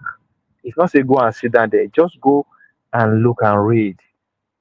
You'll see one thing you can that will help you understand today and that will make your tomorrow be be that of people that grew up in Saleko, you know. uh, States, make I give you the summary of covert regime change, American Secret Code War, Cornell Studies in Security Affairs, right? By Lindsay A. O'Rourke and Gary. These are the books you need to go just listen by read. It says states seldom resort to war to overthrow their adversaries. They are more likely to attempt to covertly change the opposing regime by assassinating a foreign leader. Make I give una names. Abi una know them. All this una assassination we una dey like we una dey like use as example. Eh? They will go and read, they give detail how they take carry them out. How they do them, who they use, which is what exactly what fatherless people talked about, and he was talking about his next book that will detail everything. That's exactly what that man was saying about. Now, he said they are more likely to attempt to covertly change the opposing regime by assassinating a foreign leader, sponsoring a coup d'etat, and meddling in a democratic election. Does that all this have something we use, all of us, they use as an example? Good luck for overthrown. Moria Mutombo was assassinated. Kwame Nkrumah like these are they were detailed, right? In democratic election or secretly aiding foreign dissident group, Boko Haram them, unknown government them. Okay? The way your military, show what say your military na foreign mercenaries. But again, because people like Tunanja, they lack of in-depth, they took it literally. When you are not free, motherfucker, everything you are in that opposition you are given. Have you bothered to see it from that angle? They are your machinery. How come they cannot be produce knockouts? Are they that dumb and stupid that will not see knockout by saying a Nigerian military producer? They not be produce keke. Again, when they say they are machinery, it's bigger than the narrow way you are seeing it. And I understand. You can see narrow because your narrow source of information is one. Read. It's not a crime. Everything that has been documented, nothing will happen today, will not happen before. You want to understand Israel and Gaza? Don't even go back to the forest. Go back to the early 1900s. You understand? Anyway, in a covert regime change, Lizzie A show us how states really act when trying to overthrow another state. She argued that conventional force on covert cases misses the basic cause of regime change. She provides substantive evidence of types of secretly inherent interests that drive states to intervene. Covert regime change assembles an original data set of all Americans' regime change operation during the Cold War. All American regime change during the Cold War. Those who know during the Cold War, you go understand whether Nigeria was among going through that kind of change or not. When I go say no be me go say we call Babagira Abina, whatever Ukidele you are, whatever. Y'all get what I'm trying to say here.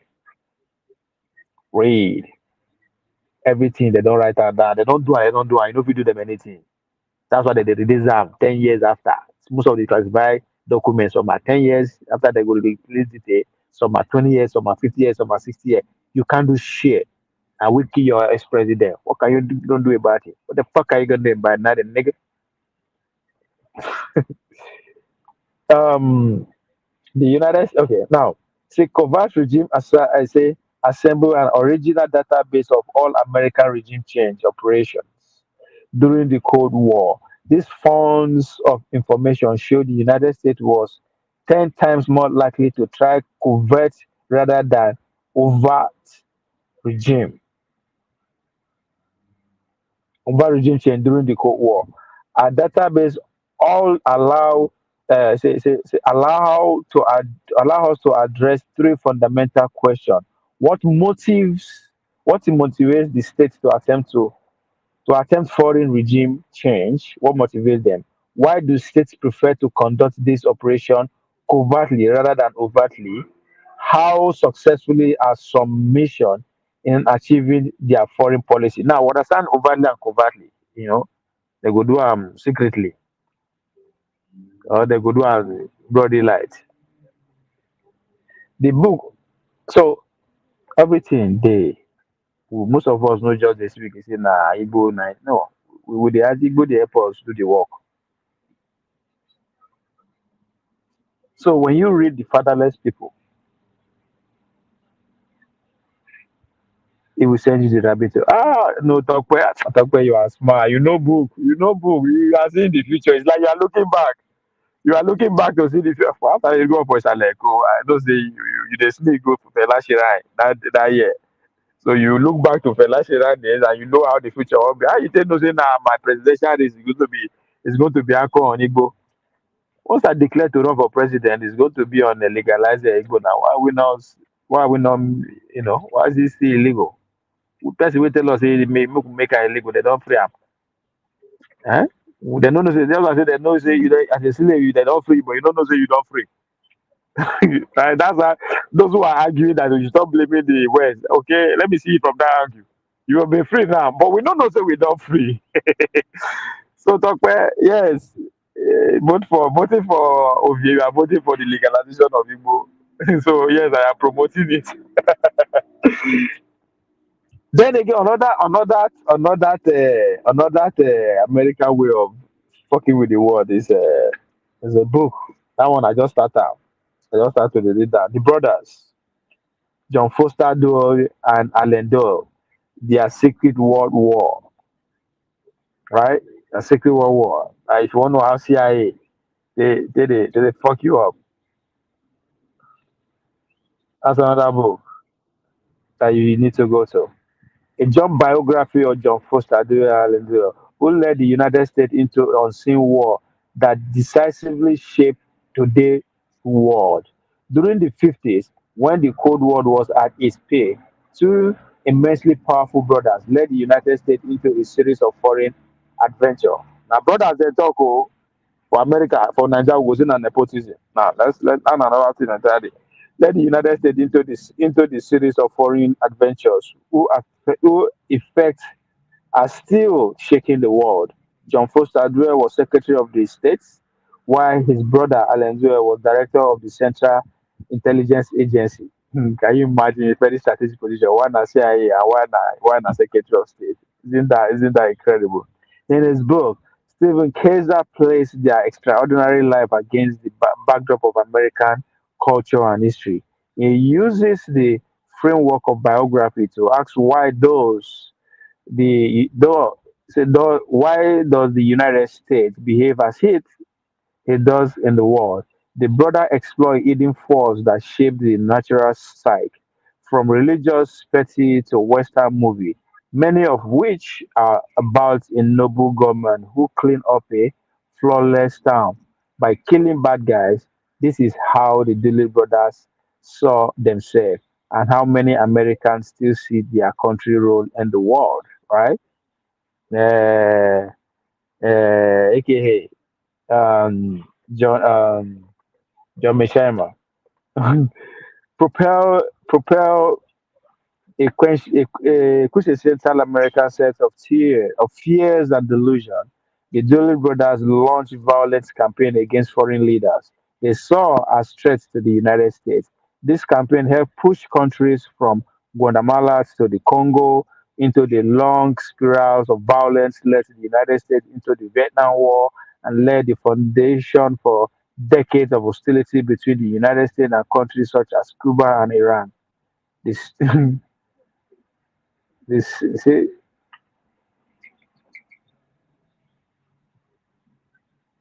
the story of Deborah is the story of America. It illuminates the help explain the modern history of the United States and the world. There's every reason for you to go back and look back and understand your world today and know how to start it tomorrow. So when you read the fatherless people, it will send you a journey of no return. That's why I dey bring you everything, all these things. So I just select there is a lesson that relates to why Nigeria is what it is. So I just select some few from my acclaimed library. Another thing you need to understand: the collusion of power. Those are the collision of power by Martin Baron.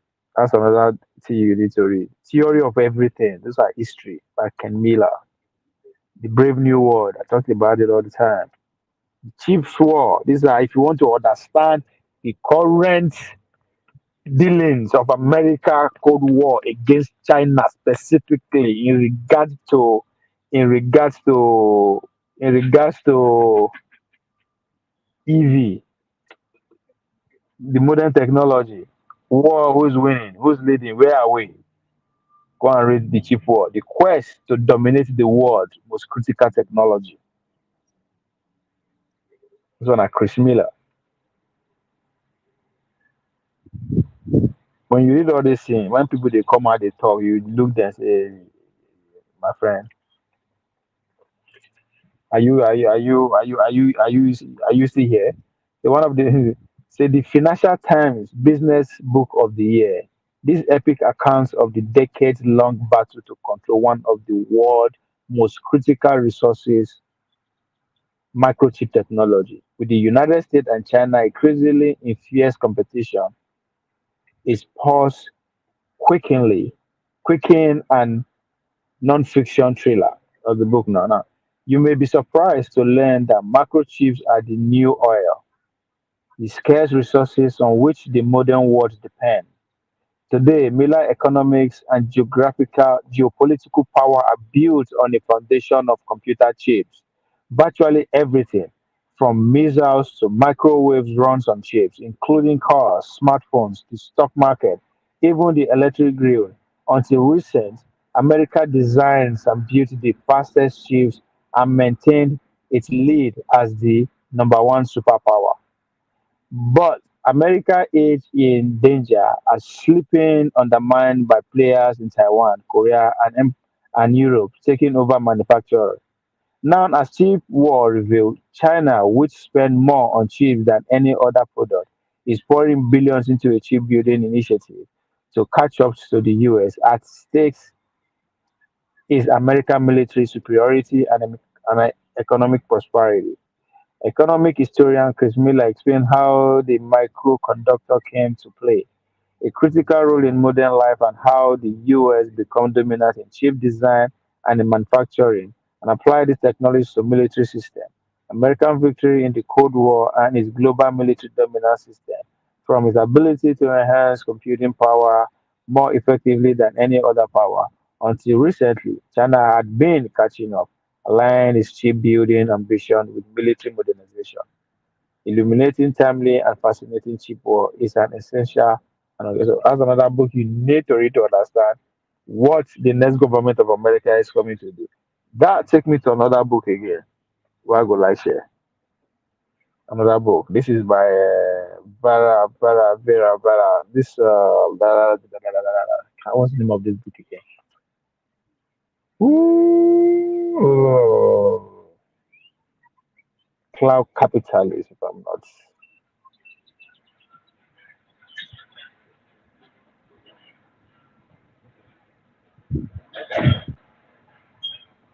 Is it Cloud Capital? Oh shit. Okay.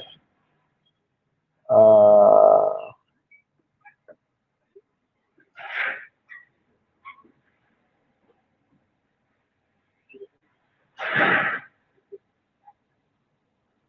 ah, okay. I remember this, what the book is about, but I don't remember the author and make I go now look my, how much happened with that? The book too plenty. Let me go.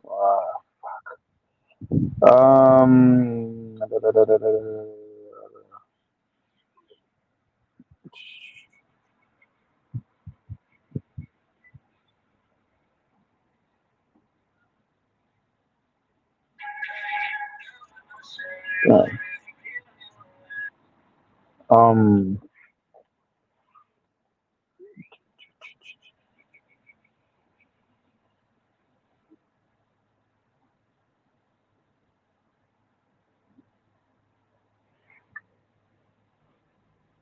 The Rational Optimist. That's another good one by Rudy, but no, that's not what I'm talking about. The Class of Civilization. No, no, no, no, no, no. Half has never been told. That another thing is like, what the heck? Wait. Fuck. What TV? It's a shame. It's a shame.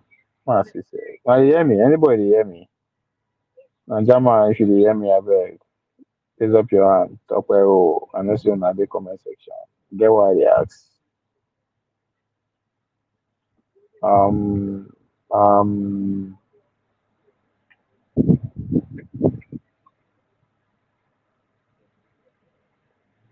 Yanis Varo. Yanis. What's that your book name again? Yanis.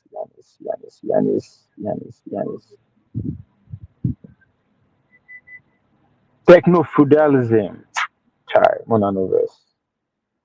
Techno feudalism. What kills capitalism? That's another book you go carry. Then you understand why you need to go back.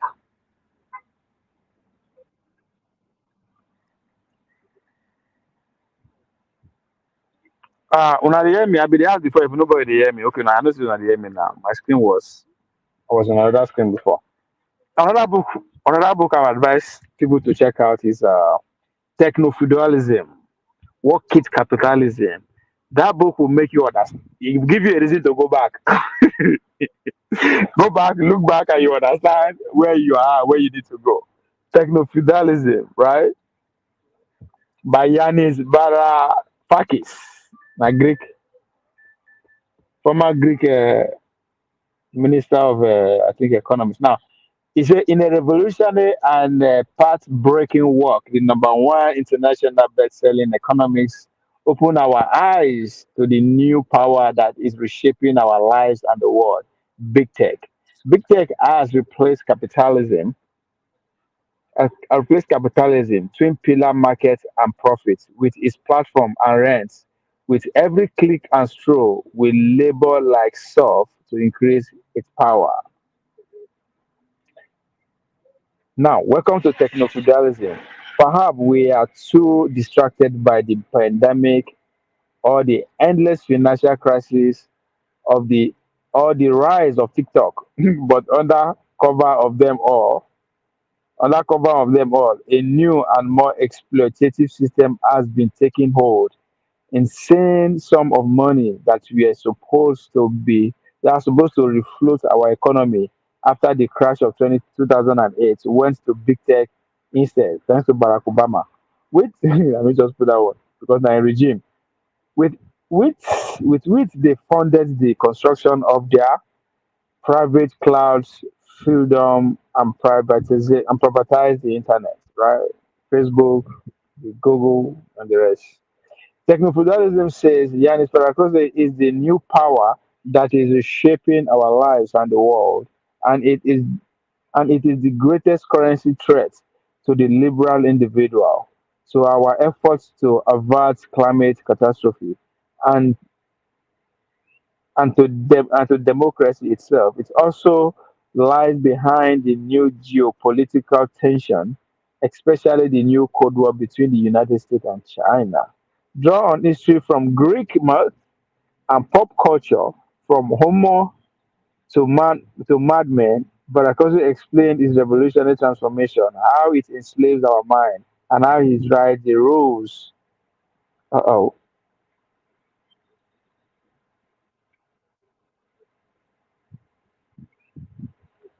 How he is always among the so then there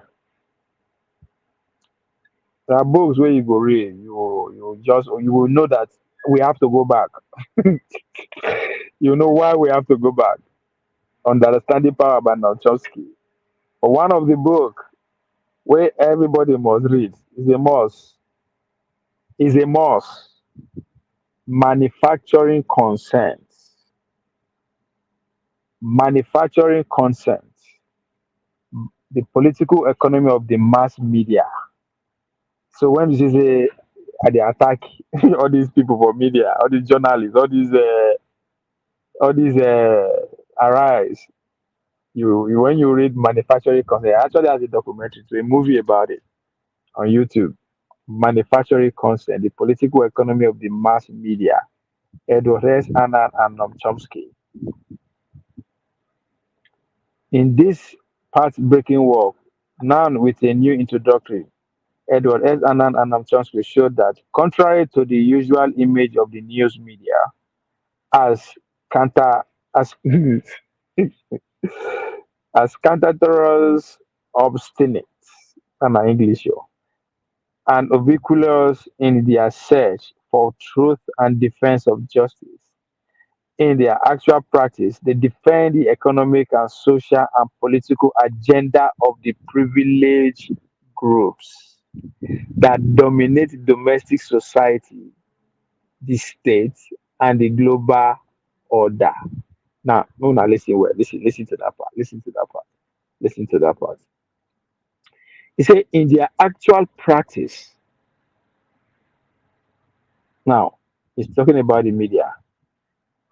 Say, in their search for truth and defense of justice. Remember, justice, justice, truth, empirical evidence, truth. In their quest to do that, in their quest, in their quest, right? In their actual practice, they defend the economic. Now, in their actual practice, they defend the economic, social, and political agendas of the privileged groups that dominate domestic society, the state, and the global order. Now, if you they see people like forefathers, they make case against going back, understand somebody who's speaking from the privileged standpoint of view. Because if we actually go back to how we were able to build empires, no be idea of me, and this one that we did. That's why we are scared of it, but we don't know what. So when I they talk, say now we they talk to ourselves. I don't necessarily mean that now just we they listen to me now or talk to them on internet, or we that are privileged to be educated, to actually to feel, read and write, to understand ourselves in every sense of word. We are privileged enough. We dominate the economy, the domestic things. You understand? Now we push the royal institution aside. We dominate what goes on in our communities. How we should eat, how we should pray, how we should shit, how we should dance, how we should mess, how we should. Now we will go school with it. That's why you see people like them Abati and the gang. All they could see about Monday Paolo is that I know fit speak English. But in the research, if you go into a Paolo track record, is by the people. So we hate people who we can relate to, but we feel that we are more sophisticated, but they are doing better than us in a social group. That's what that campaign against Monday Paolo was about, and that's what I saw, right? Because we, the privileged ones, right, we dominate the social, the domestic things. We determine how the poor, the illiterate, the forgotten one, how they should shit, how they should mess, who they should vote for, how they should vote, eh? How they should vote, when they should vote, how they should cry, who they should cry, may they go fight. Or we sit in our privileged places and dictate everything. Which kind of government they should use, democracy, the kind of they should, everything they want to do, we stay in our privileged place and dictate it. We don't even know. That's why I say Mogu know they watch TV, Mogu know they can't discuss their agenda. Because if we they argue, if we they analyze things, if we they see things through the eyes of the mass media, we are actually bidding their bid. We are speaking from privilege. We just they argue within themselves at the expense of the majority who can relate. You understand? That's what we do. So when Noam Chomsky they said that, I say, now we dominate, we are the group that dominate the domestic, the society, and the state. But above that, even the global order, now we. Now among us, we go school where they speak English will be the next Okonjo Iweala.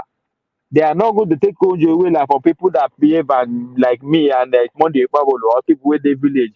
Where we say now to chop, now be their problem. Or the way they carry. No, they won't take them. They'll take them among us. So that's why you see when I say Moku no, they argue I want like we are promoting the same thing that the elite want us to promote. And that is because we are just waiting for our time. The more we sustain the argument, the more we disagree with each other, the more we talk, time goes by. The older one of us die off while we emerge naturally. So based on a series of case study, including the media that the media this I never seen this word before. This autonomous. The media this autonomous treatment of wealthy versus unwealthy, right? That's why they thought say they will never go down. I mean, when you hear Rufai, tell me that is the APC chairman say, no. We can see come there. Why he's talking to the people? Why is he campaigning to the people? And he can still be talking to us too. You see where that's starting falling, right? The treatment of the wealthy and unwealthy. What do you have to separate them and you? You understand? The treatment of unworthy victim, legitimizing a meaningless third world election, and devastating critics of the media coverage of the US war against Indochina. Haman and Namchon should draw on decades of criticism and research to propose a propaganda model to explain the media behavior and performance. Their new introduction updates the propaganda model and the earlier case study and is discussed serious and other application. When you read manufacturing concept, when you dey hear people they talk all this behind you will just dey lie, you will see their whole lowness. So they talk about censorship. Censorship. These are people that bring talk experience of yesterday, the need for us to go back, right? They will tell you how the censorship they are seeing today, the banning, the moving. No, it no start today. Early this morning, I was listening to how the Roman emperors they are already they deliver speech in public. Have you ever wondered? Have you ever asked yourself how back in the 10, 12, 800 we speaker no day, right? You don't get loudspeaker, we don't get sounding system where we say you can talk to 1 million people and they will hear you. How did they communicate? How did they campaign? How did they talk? How did they come out in public and gather 20,000 people and speak to them? Have you ever wondered? Without speaker, can you speak to 20,000 people without speaker? How many of them will hear what you they talk? But these men and women, they speak to thousands of people. How you don't wonder how they do it? They have their own way. When I was listening to before I come on, I dey listen to when they describe how they use sign language. The sign language they use that and the gesture are totally different from today, the way we dey use them. That you get some waiting you go talk, you go use your hand express them. The person will be number 20,000 for all the way back. You understand it. Again, it was all based on your emotion. They speak to your emotion. So the gesture ignites some kind of feeling, some kind of reaction from you. If you want make una shout, if you want make una vex, those are some words when you use. If you want make una happy, there's a gesture that it will do that instantly speak to that speak to you that ignite that emotion. So when I was defining politics as a game of manipulation, again, instead of because You never hear that kind of definition before. Instead of you to just take your time to go do your research, go do, and understand how it works, you just jump into it. Okay, no, no, it is all. That's it. Even your response to me is also an act of manipulation. Especially when after you don't best finish, you go say Shewore is the best. Why is you vote for Shewore? You are manipulating. So it depends on how you use it, negatively or positively. So it is because you disagree with my viewpoints. That is why you see my definition that is coming from a place of negative stand. Because you don't agree with who are the supports, you don't agree with who I choose as a godfather. So my way of saying things is automatically evil. So when I define politics as a game of manipulation, it is not evil. But whereas you are doing it, everybody, that's how we live. Not to convince people how you take marry your wife. You don't manipulate her, but do you mean evil? Do you manipulate her to destroy her? Yeah? You manipulate your children every day. Are you not doing out of love? So it doesn't have to be bad just because the person who is making that analogy, you don't agree with him. So when you go, so if you sit down, actually, just have as a critical thinking. I don't know. Just sit down, just think about some kind things. This thing wey we dey do so, it's just new to us. Everybody don't do it before. The other countries don't do it. They don't go through am. Our people were conquered. Why were they conquered? They were destroyed. Why? They're not interested? It's because there's something. There's a life. Doesn't mean we are going to just begin to live there. No. Again, history. If you know it, you know go understand. No be say na insult.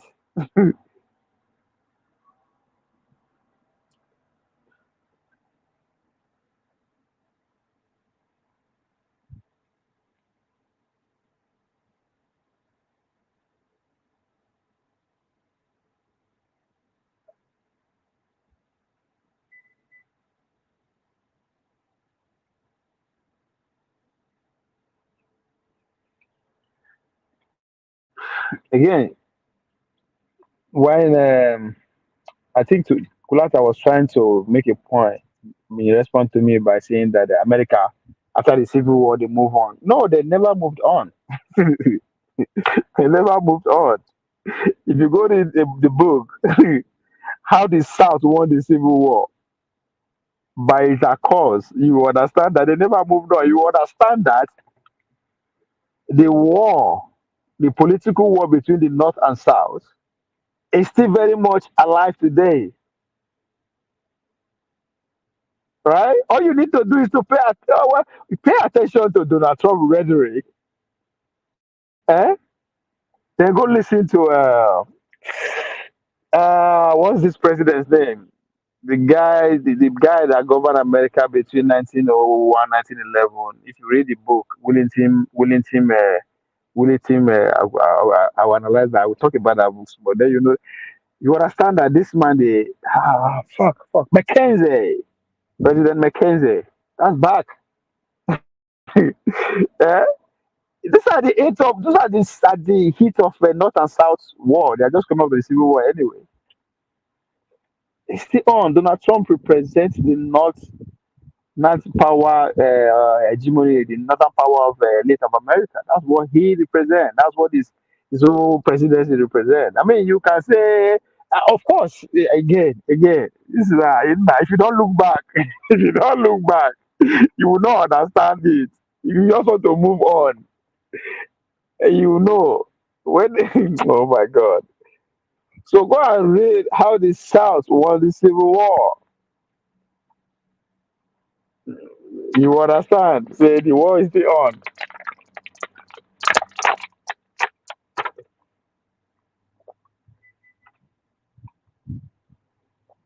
There's the oligarchy democracy and the continuing fight for the soul of America. This book was written 2020. So Kulata, tell me say the America move on, others say, but they never move on. So telling the Biafra to move on, you just deceive yourself. There's nothing like move on. They can only move up with their freedom. That's the only way. That's the only way they are ready to move on. And whether we like it or not, that it will be. Now, in the summary of how the South won the Civil War, I read why the North prevailed in the Civil War, ending slavery and giving the country a new birth of freedom. If course, Richardson argued in his this provocative work that democracy blood-soaked victory was empirical, and that was imperial. The system that had sustained the defeated South moved westward and established a foothold. It was a natural fit. Settlers from the east had for decades been pushing into the west, where the seizure of Mexican land and the end of the Mexican American War and treatment of the Native American cemented racial hierarchies. The South and West equally depended on extractive industry, cotton in the former and mining cattle and oil in the latter, giving rise a new birth of white male oligarchy. When you go read the inspiration of Jim Crow, you will come in contact with a word called tripartite. There was a tripartite agreement between the labor union, the government people, and the business oligarchies. That was the tripartite agreement. But what they are not telling you, it was the business people are the white male, predominantly from the south. Hence, you saw Jim Crow. It's a continuous thing, never finish. But again, my books are there. Now, the South and West equally depend on extractive industry, cotton and informal and mining cattle are all here in the later, giving the rise to a northbirth of white-made oligarchy, despite the guarantee provided by the 13th and 14th and 13th Amendment and the economic opportunity afforded by expansion. To reveal why this happened, so to reveal why this happened, how the South won the Civil War, trace the history of the American paradox, the competing claim of equality and subordination woven into the nation fabrics and identity. At the nation founding, it was the Easterners, yeoman farmers, who galvanized and symbolized the American Revolution. After the Civil War, that mantle was assumed by the Western cowboys, single handedly defending this land against barbarians and savages, as well as the barbarians and savages they are referring to. They don't be African, every Nigerian, every Africans will not them. Other of their friends and brothers and sisters that came after them from Europe. And then be this, look at the word they are using, and then they talk about themselves now. Don't be me, oh. But the content is you said and barbarians, and you go believe them. Now, let's continue. After a civil war, the mantle was assumed by the Western cowboy, single-handedly defending his land against the barbarian and savages, as well as from a rebellious government. New states entered the Union in the late 19th century, and Western and Southern leaders found yet more common ground as resources and people streamed into the West during the New Deal and World War II. The region influence grew. Movement conservatives led by Western Barry Goldwater, Richard Nixon, and Ronald Reagan claimed to embody cowboy individualism and work with disastrous to embrace the ideology of the Confederacy. Richardson Sims' book seized upon the souls of the country and his growing struggle to provide equal opportunity to all. Debunking the myths and the Civil War released the nation from the grips of oligarchy expunging the sins of the founding, and it reveals how and why the Old South not only survived in the West, but strive. For those who they talk about black people, they are lazy, they are lazy. Black people are never in the equation. They are brought forward to work, and the work shall they do till the end of time. It hasn't changed. It never changed.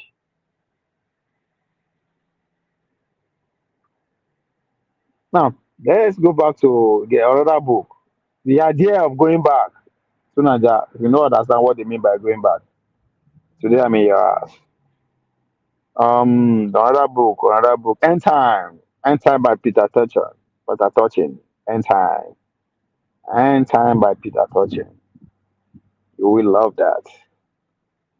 End Time by Peter Touchin. This one last year, 2023.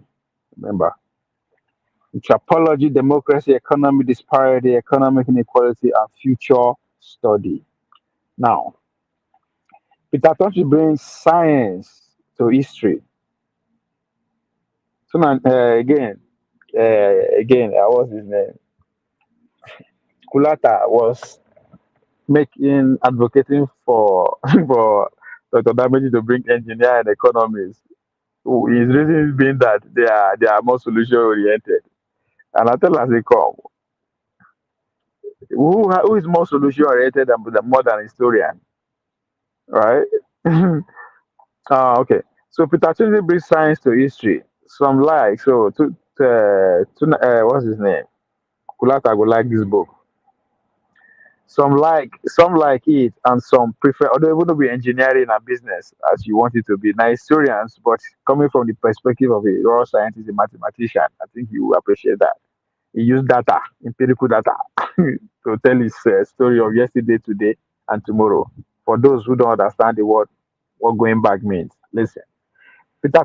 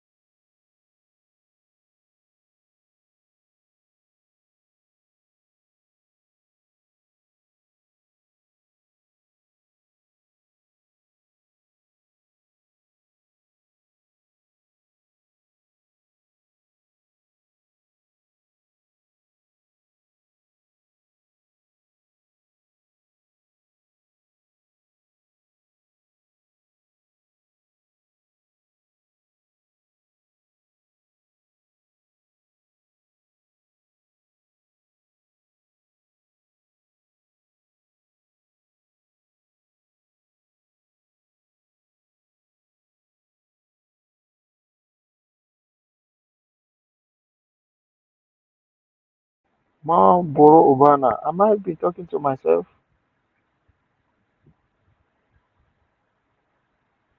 But then I don't dey talk to myself since so. I don't know say I mute myself. More than overs. I didn't know I muted myself.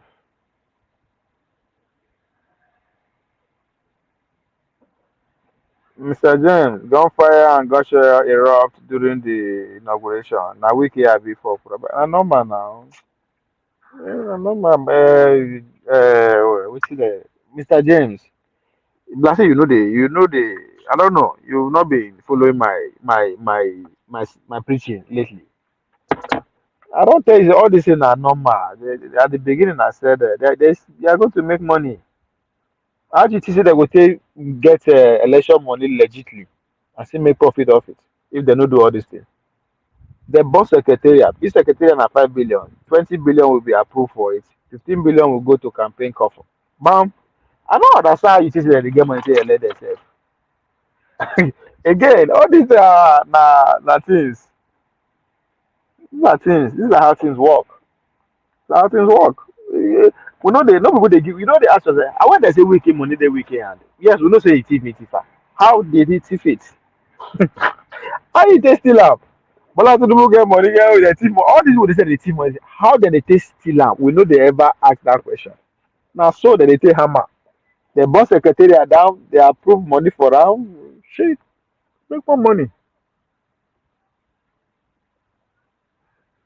So to Naija, people wey no wide range of no dey exposed to wide range of information. We only run away with what the mainstream media wants you to run away with. Brexit was planned, initiated, and carried out successfully. So it's part of the deglobalization. America is deglobalized. You have to. How do you make sure you deglobalize? You are returning home. You have to weak. How do you? But as you are going, you have to save some people. But I'm not sure saying I save them, save Britain. They take Britain out of Brexit so that they can feed the filter their economy with business. I think that's another thing I need to talk about. I'll leave that for a special broker since these European people no say they are under colony of America. That's what I'm going to talk about. The Brexit, the impact of Brexit and the misinformation around Brexit and what they don't know say British, they don't America don't colonize them finish. There's a book. I always get book to back my. There's a book. Come bro. I don't pay for that book. Massive. Did I buy that book? Let me see if I bought that book. I don't think if I bought that book. Oh, now go read down. Destiny for War. That's Grammar. That's not the book.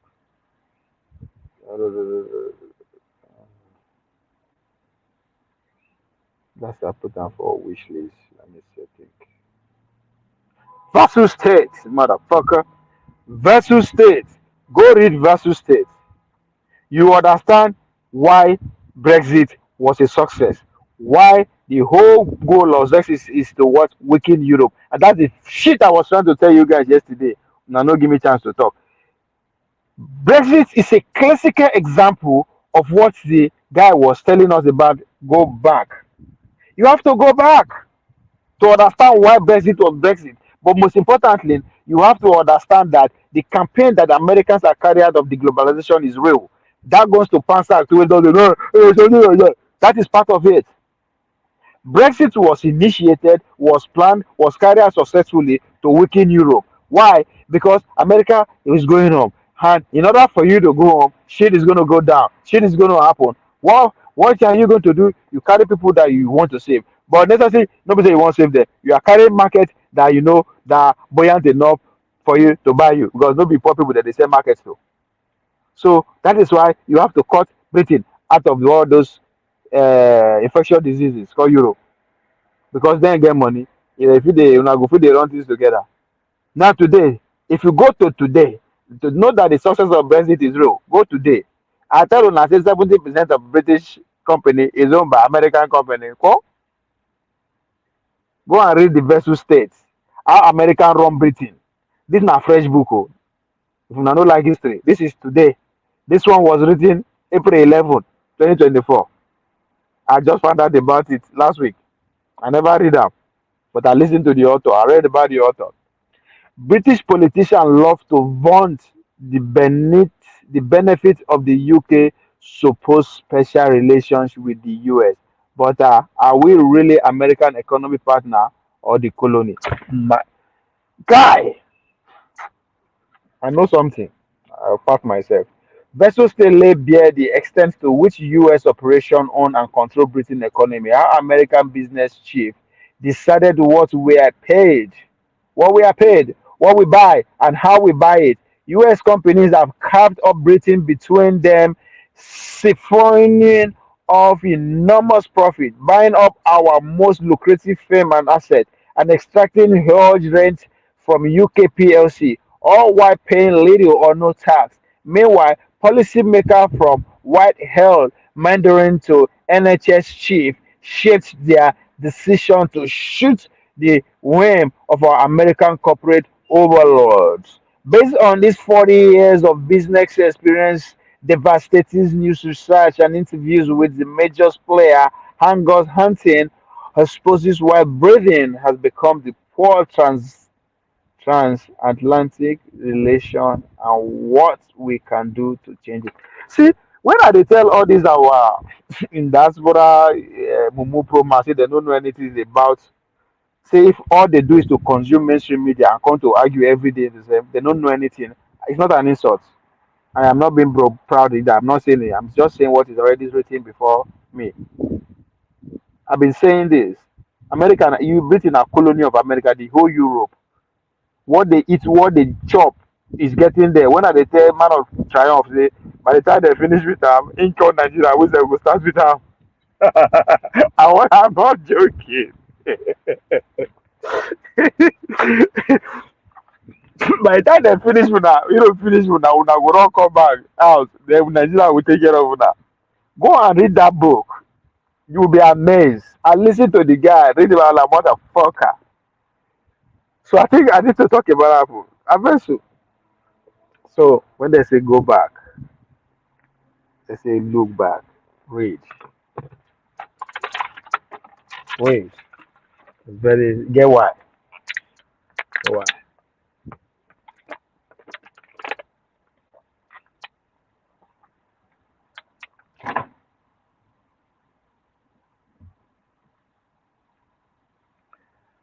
Okay, who are these people? Do I know you people? Lighthouse and Tokwe. Do I know you people? Do I know you these people? Lighthouse, welcome, meet again. Fear they catch me to even greet you. Better. Um so no to promote Igbo, yes, so we don't talk that one. Lighthouse they talk where I just come back on and saw your tagged me. I greet my sister. It's all love. I always come in to like on my brother with channel and then go about my daily routine. Correct. Your days belong. All good. We always support our own. Software. You never support me. Oh. If you want support me, you go ask me what I want. I'll tell you what to support me with. I just need one private jet and one country home on top lake for Miami. God,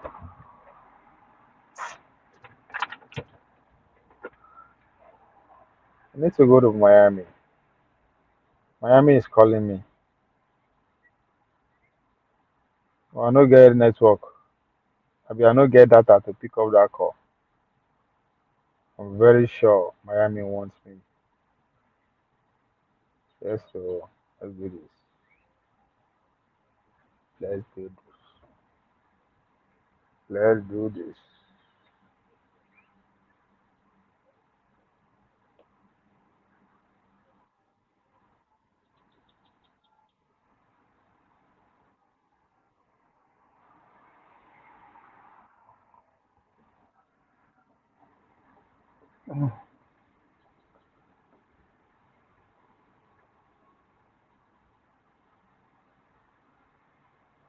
Let's do this.